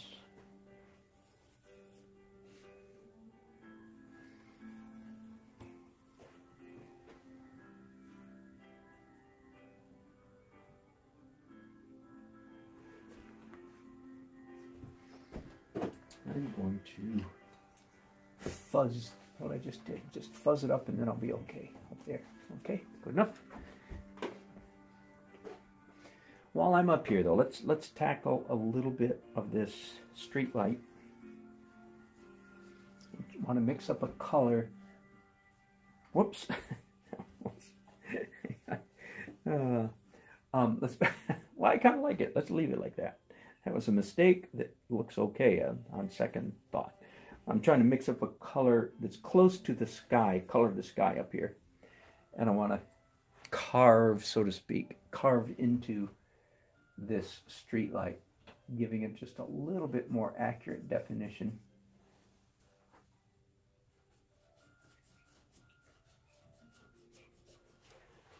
That's good enough definition.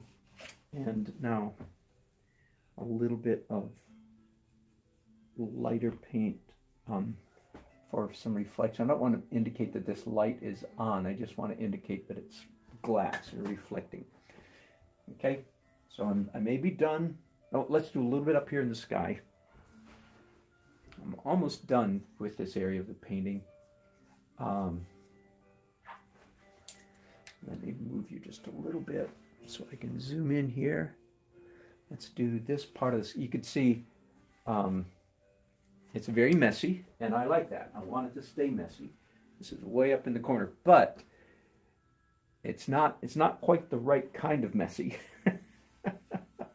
Oh boy. So tell us, Mr. Dan, what is the right kind of messy? Messy that looks nice. Oh boy. And it doesn't quite look nice. That's a very bad explanation. I've tried to match the color that's already here, which is a great deal of what I do in the last layers of a painting. A great deal of what I do in the last layers is matching what's already there in the underpainting. Everything underneath this is underpainting. And if you do the underpainting right, you don't have to invent much in the final layers. It's more echoing what's already there, copying, imitating what's already there.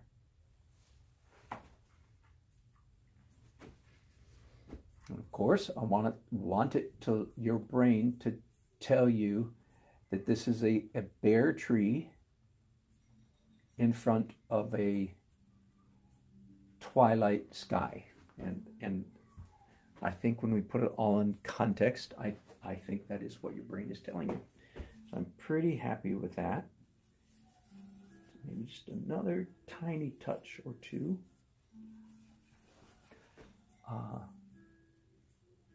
Yeah. Again, we like seeing light paint on top of darker paint. We do not, especially in the opaque realm, we do not like seeing dark paint on top of lighter paint.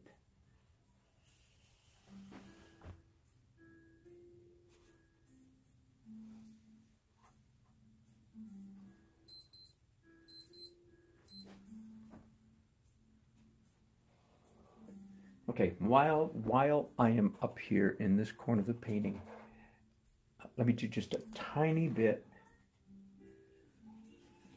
up here. So again, I'm trying to mix up a dirty brown, dull brown, slightly lighter than what's already there. You already know that. You've heard that mantra enough times, right? What? Slightly lighter. Sorry. I've been joined recently by my granddaughter, Lakey Poo. I need to move you because you can't see what I'm doing. Sorry about that. I still don't know. I really want to do this with my left hand, but if I do, I'll be completely in your way. So I'll force myself to do some right-handed painting. Isn't that funny? I am right-handed, but I can't stand painting with one hand anymore. I've talked about that a whole bunch. I think I will not get into the subject right now. So some of these lines that I created down here fail to look like tree branches. They look too much like errant strokes of the brush, because that's what they were. Of course, they were all like crazy errant, if I can use that word. Okay, that might be enough. That's actually a little bit too much too much energy. Okay, I think that's good enough. Let me move back to a sitting down position. It's the kind of time to get serious kind of time here.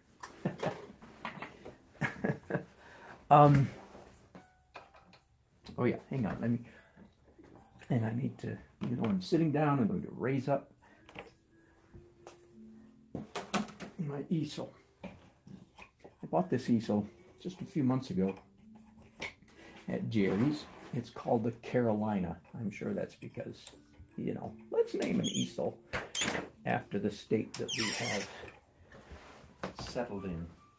Jerry's Artarama moved from New York to New York City to Raleigh, North Carolina about 20 years ago or so. Lucky for me, so we entered into a happy relationship. We've done a lot of work for them, a lot of videos for them, and I had a lot of friends there.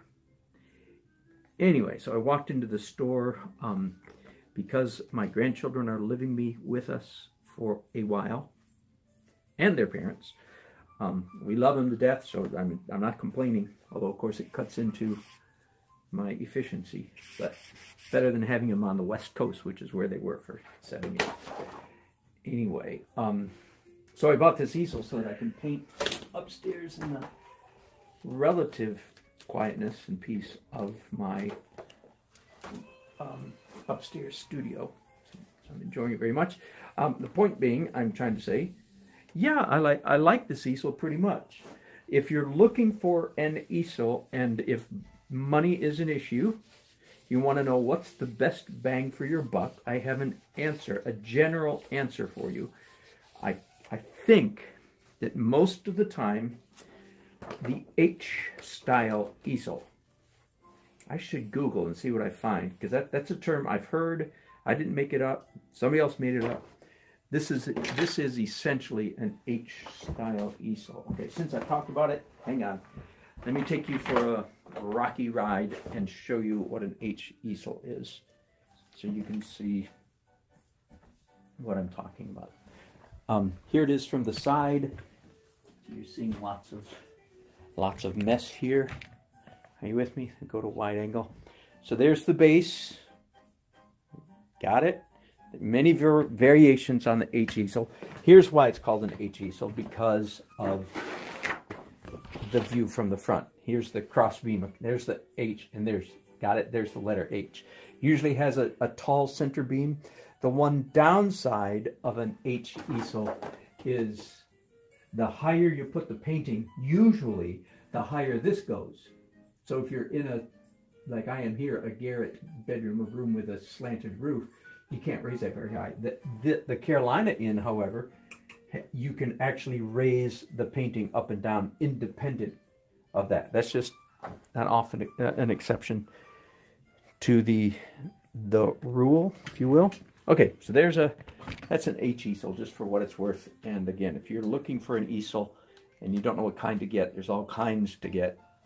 I've had more success with more H easels than anything else. Okay. Don't know if anybody wanted to hear that, but there you go. Free of charge. And I'm not recommending a brand. I'm pretty happy with this. It's called the Carolina. It's from Jerry's Artarama. But there's all kinds of easels out there and all kinds of H easels. I'm just saying that generally speaking, I have found that to be the most efficient, not so much for plein air, because most people don't want to carry that much equipment. But of course, I'm weird in that regard. I carry lots of equipment in my van when I'm out plein air painting. But I'm an exception to the rule. So I'm talking about mostly, for most of you, studio painting. And if money is an issue, the H easels are fairly inexpensive. Okay, back to, that's right, this job at hand right here. These figures. I want to try to get as much glare off as I can. Sorry, I know I'm shaking you all over the place in an attempt to help you see. Oh, I know what I need to do. I need to turn my whole easel away from that window. That'll help a little bit, won't it? Then we have to All of us have to move over then to the left. Okay, here, this is a good example of what I want to talk about. That's the most prominent figure. Then there's this one, and there's the hint of one back there, and maybe a mother and child or a father and child there. And I think I like that idea. I used to, in not that distant past, not that far back, I would have called these good enough. I don't call them good enough anymore. They are not, they're definitely impressionistic, but they're not accurate enough. So sometimes, not always, but sometimes when I want to zero in on I want to tap into the drawing side of my brain, I will break out these pencils because it sort of triggers. I think it's because, you know, we're all so accustomed to drawing with pencils. Picking up a pencil, psychologically, I'm playing a game with myself. I'm saying, okay, let's do some drawing. And taps me into a slightly different mindset. And I am here, even though I'm trying to, no, I don't like that last stroke that I just put down. Let me see what I can do about that. This rag, dip my finger in the Gamsol, and I believe I can, yep, I can rub off that. Whoops. Okay, there, not only did I rub it off, I rubbed off a bunch of underpainting, which I didn't want to do. So let's bring this arm down here. I want this to be a woman. This is a man going away from us. This is a woman coming toward us. The biggest difference is the dark, it represents hair. So he's going that way, and I have just a hint of an ear there. This is a woman coming toward us. The main reason you know that is because of the light of her face. And yes, by the way, I usually try to keep my figures racially vague so that you can't tell what race the person is. That just saves me having to worry about being balanced. And as you know, as all black people know in America, everything in our culture is geared toward white people. Not all white people know that. Most of us had to learn it. Like, what? Really? And my black friends look at us like we're stupid and say, duh. Okay. Are you with me? And maybe put another person back there. I'm not sure. Okay, so there's some drawing. Now let's proceed to do some painting. And for this, I'm going to fall back on standard painting technique, which is darks first, lights last. So I'm mixing up some transparent, of course. If it's dark, it's transparent. I don't need to tell you that. And let's, in a messy way, sort of echo the marks I just made with my pencils. In a sense, drawing it yet again.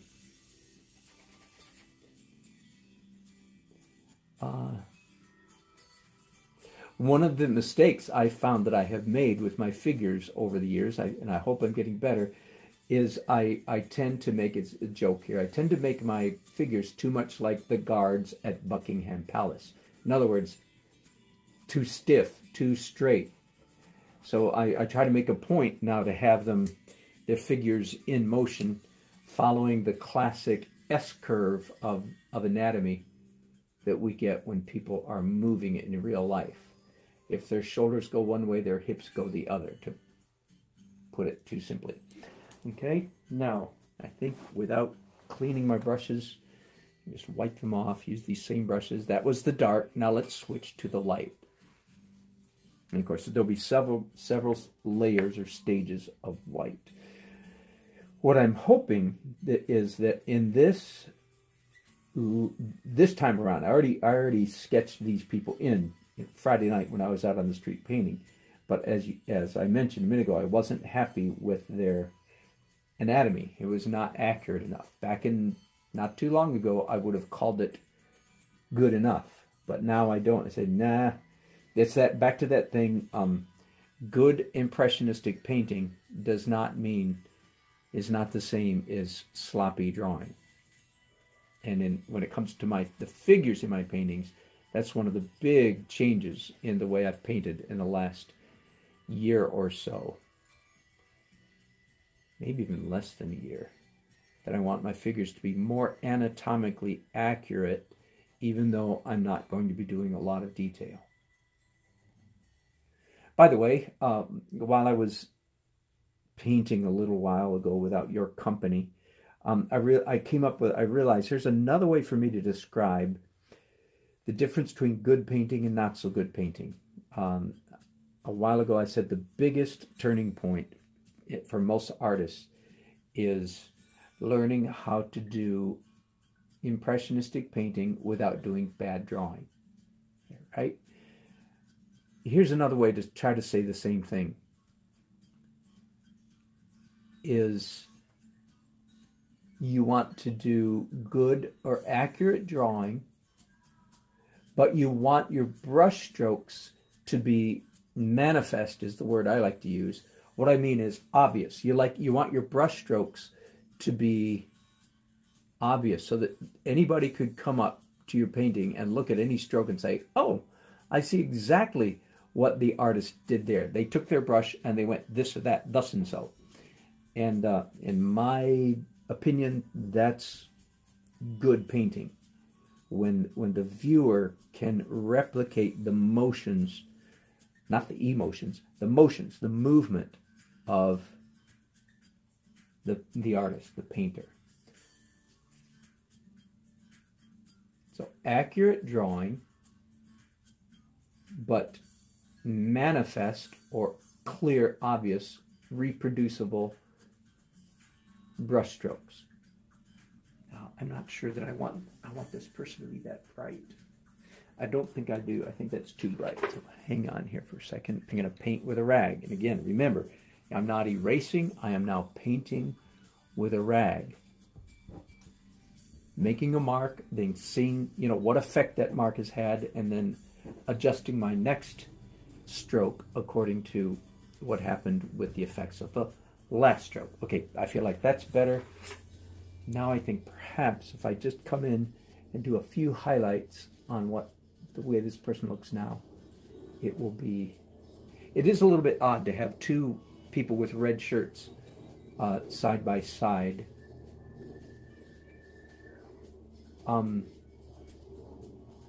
But I think it's a realistic oddness.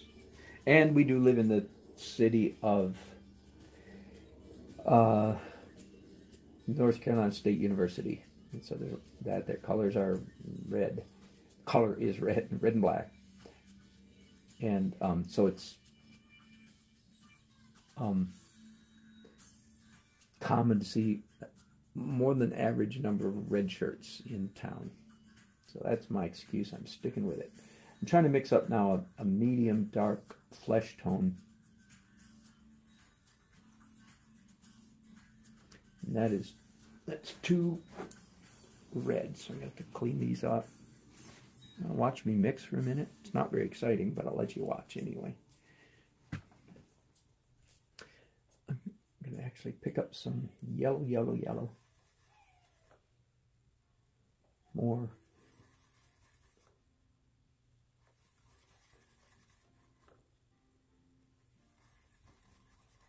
There we go. Yeah. Now, yes, back to the painting.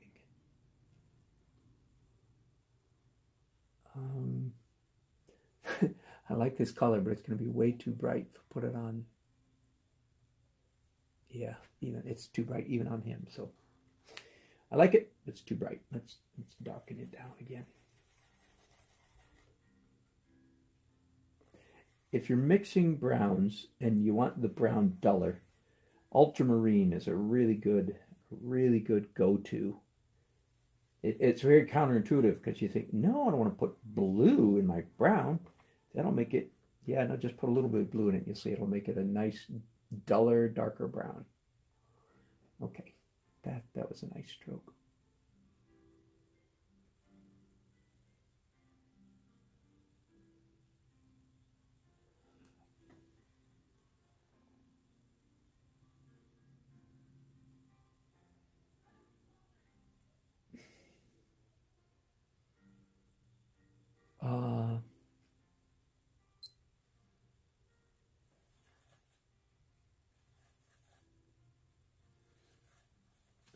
do want to keep this person here fairly dark. Again, I'd like people to be guessing at what race they are, not quite able to tell.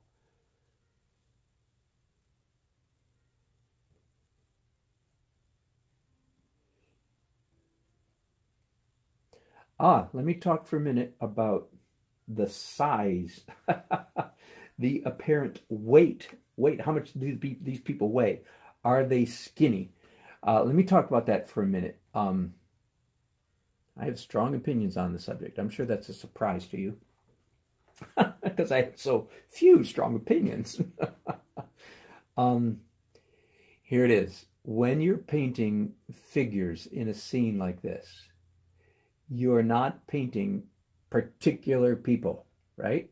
You're just painting essentially, and this is a good way to think about it, you're painting symbols of people. You're not painting realistic people.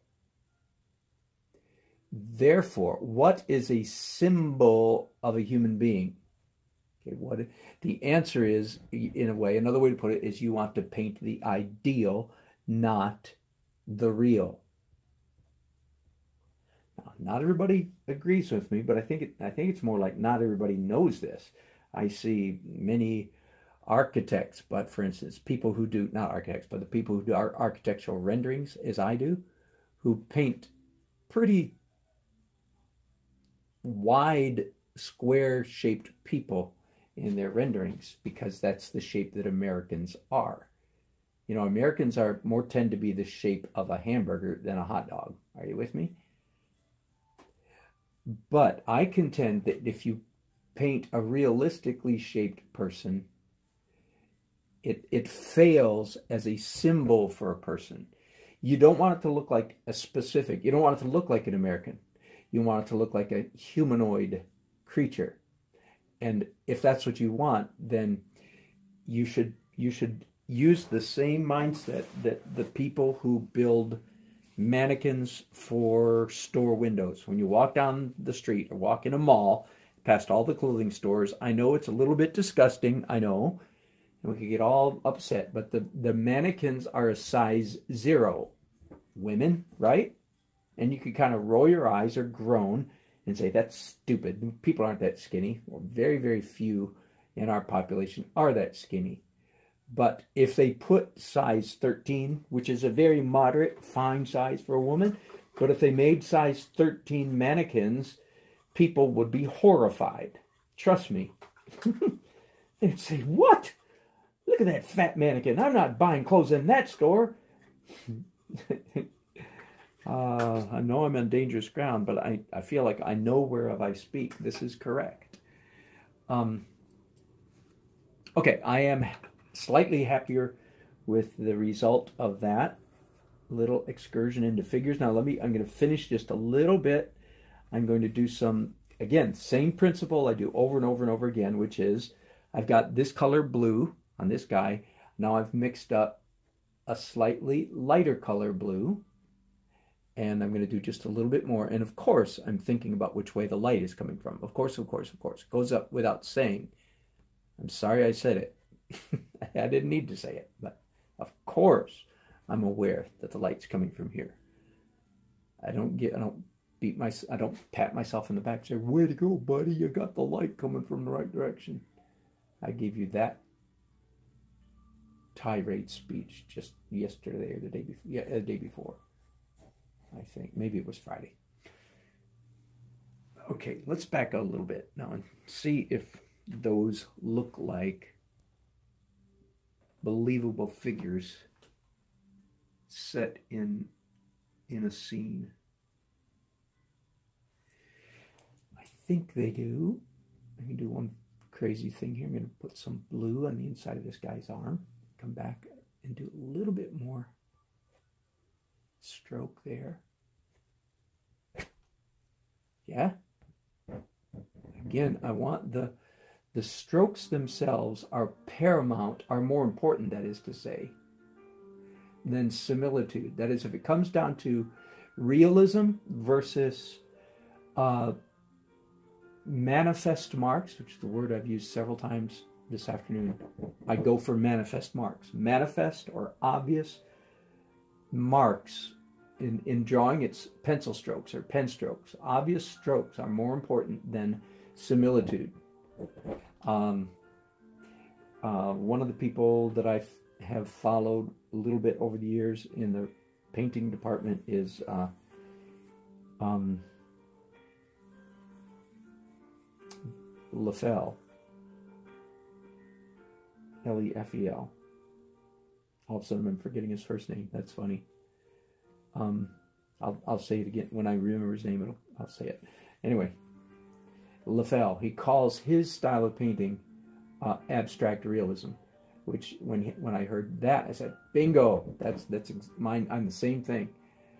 The abstract elements of the painting are paramount, are more important than the similitude. Similitude is important, as you just saw. I just spent several minutes trying to make these people the right shape, but it's not as important as strokes, as marks. The transparency, obviousness, the word I've been using, the manifestness. I want my strokes to be clear is more important than similitude, but similitude's pretty darn important. Are you with me? So it's a real tightrope act here. Good, I think I like that. Now, I need to do a similar kind of thing now with this row of planters. This is completely obscure. Here, let me show you the photograph. Here's what it looks like in real life. And I've seriously debated not doing this. And instead, but I can't do an empty street. I don't want to do a row of cars. So I am, in fact, going to do this. Now, people who live in Raleigh, which is obviously, that's who buys most of my Raleigh paintings, are people live in Raleigh, know exactly what these things are because they live here. They've been there. They've seen them. It does bother me a little bit that people outside of Raleigh are going, what the heck? Why are those bushes right in the middle of downtown? So I feel like I need to explain. I need to do some artistic explaining here. I don't mean explain with words, but I mean explain with paint what it is we're looking at here.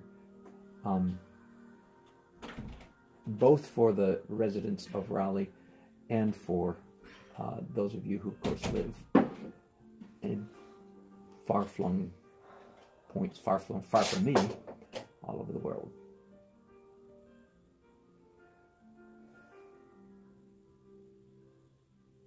So that might be enough. And then I need to do some hints of shrubs, plants in there. So I'm cleaning these brushes. Yeah, I think I need to do some dark green before I do any highlights of green. So a little bit more liquid, which I'm almost running out of. Some dark green stuff that's way too bright. Oh, let me point you what I'm doing here. It's way too intense, so let's add some burnt umber to that. Maybe even some burnt sienna, which is going to kill the green even more than the burnt umber.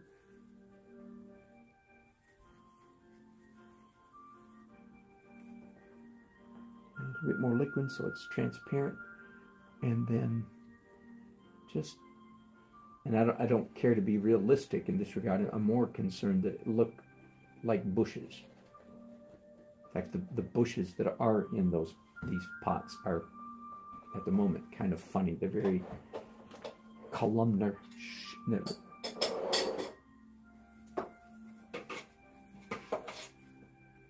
column-shaped, very spiky, and I don't feel like I need to imitate that at all. So just a few highlights here will give the impression that these are bushes, and I hope that's all I'll need to do to indicate that this is a row of planters. I think that's good enough for now. Now I might, while I'm at it, and I'm going to take a break here in just a second, do just a little bit of spring leaves coming out on these trees. Because it is, in fact, early March when I went out last Friday and painted this. And the buds are just coming out. Oh, this woman looks like she has hair that sticks up for a foot. I don't want to do that, so I just cut off her beehive hairdo. Most of you are not old enough to remember beehive hairdos. Okay, time for a little break. Thanks for watching. I'll be back finishing up, hopefully finishing this painting in just a little while.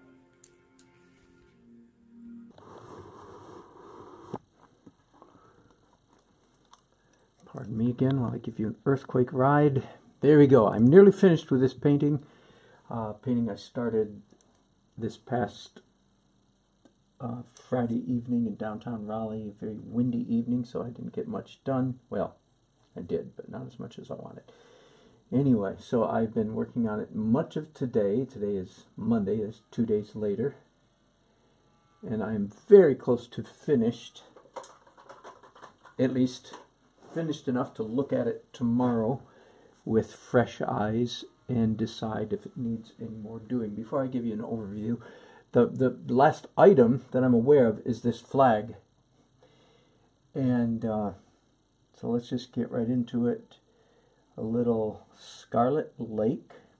As I understand it, the word lake means transparent in the color, paint color department. So scarlet means a transparent scarlet. I'm not sure that's true, but that's what I've heard.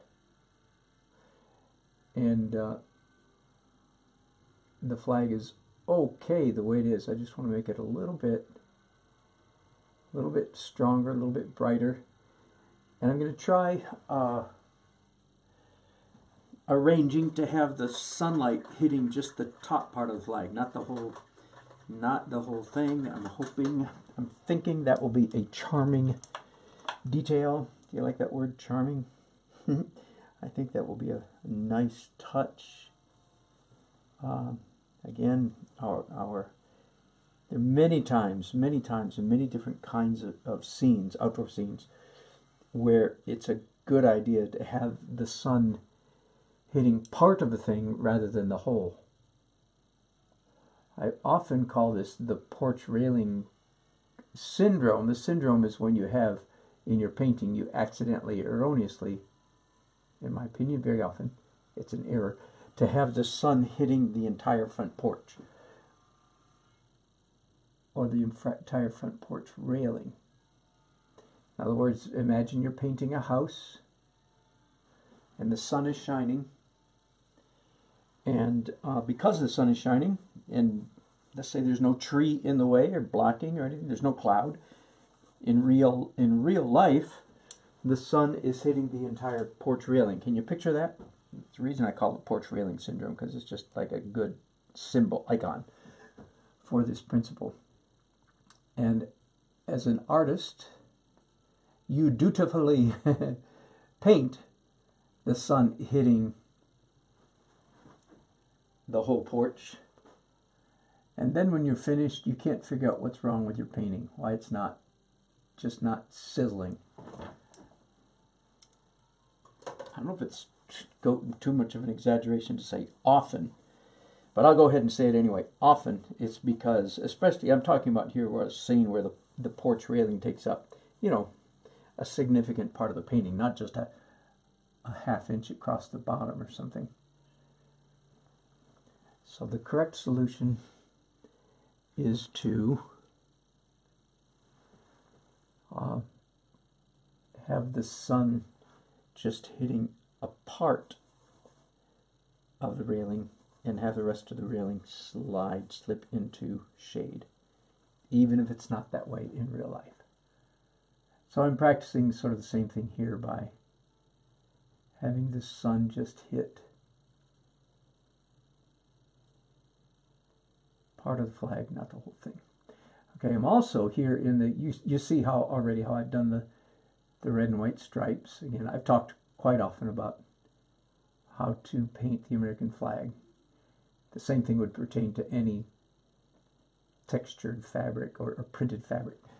Now I can go a little bit brighter on that blue. One other principle I'll mention real briefly when it comes to, again, painting the American flag. You see me doing it here. Paint the stars first, and then come back second and paint the blue field around the stars. Why? I've already mentioned it a couple times in the course of today's painting. because our eyes get a kick out of being tricked or fooled by what's on top of what. So everybody knows that when you look at an American flag, the white stars are sitting in a field of blue, right? Everybody knows that. Nobody says, ooh, look at the blue that has enfolded itself around those white stars. Did you follow that? Nobody says that. Nobody says, oh, look, the blue has... Nobody sees the blue as the object. Everybody sees the stars as the object on top of the blue. So that's the reason you paint it in the reverse order. Because our eyes get a kick out of being fooled, tricked, played with, toyed with by what's on top of what. Now, having said that, I'm actually going to come back now and do some more stars. So back and forth, back and forth.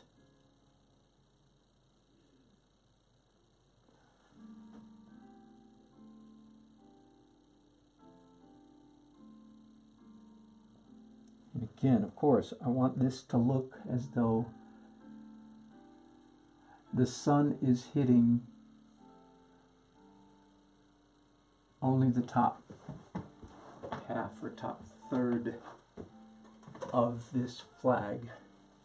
I'm going to pull you back in a moment and let you see the painting straight on as much as you can with all the glare that happens there.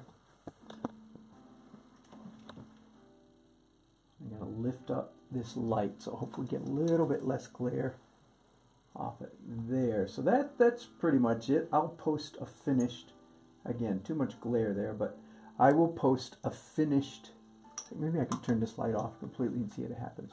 Huh. Yeah, you're still getting glare from behind. Let me see what happens if I turn this off. Ooh. Oh, that's actually better. It's quite dark, but the camera is trying to adjust. There you go. So that's more or less the finished painting. This area down here should be, see how it's reflecting? It's actually much darker than it's appearing right there. Anyway, let me turn the lights back on and say thank you so much. I know I'm giving you a crazy earthquake ride when I do that. Thank you so much for joining me today.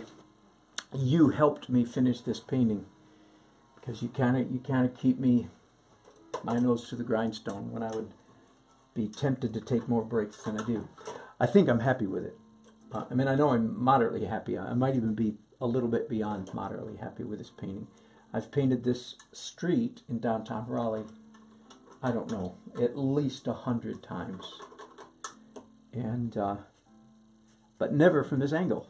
So, never from this exact angle. So it's definitely a new painting for me. I'm cheating on here. I'm coming out and touching up some of the other flags further down the street.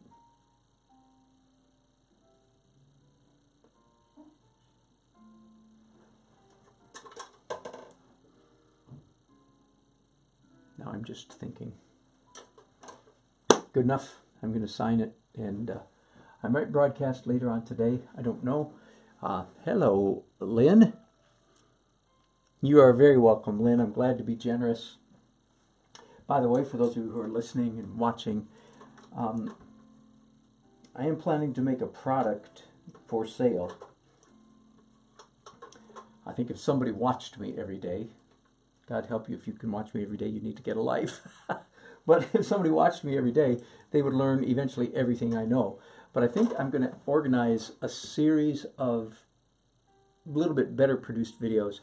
One series would be a landscape series where I deal with issues like how to paint sky, how to paint hills, perspective in a landscape setting. Trees would be a huge part of that. Anyway, there'd be like probably 10 or 12 different topics in the landscape set. Then I would do the same thing with figurative human set, and then maybe who knows what else, still life, cityscapes. I don't know. I'm working on a list in my phone, but thank you so much for watching. I don't mind being generous. As I said, you guys are actually helping me get the work done by watching, so I appreciate it. I can't stop. I'm still messing around with stuff even as I try to sign off, aren't I? Ooh, I like that. Someday I'll do a close-up about why the benefits of putting down putting down a stroke, and then scratching through the middle of that stroke and turning one line into two. Okay, that's good enough.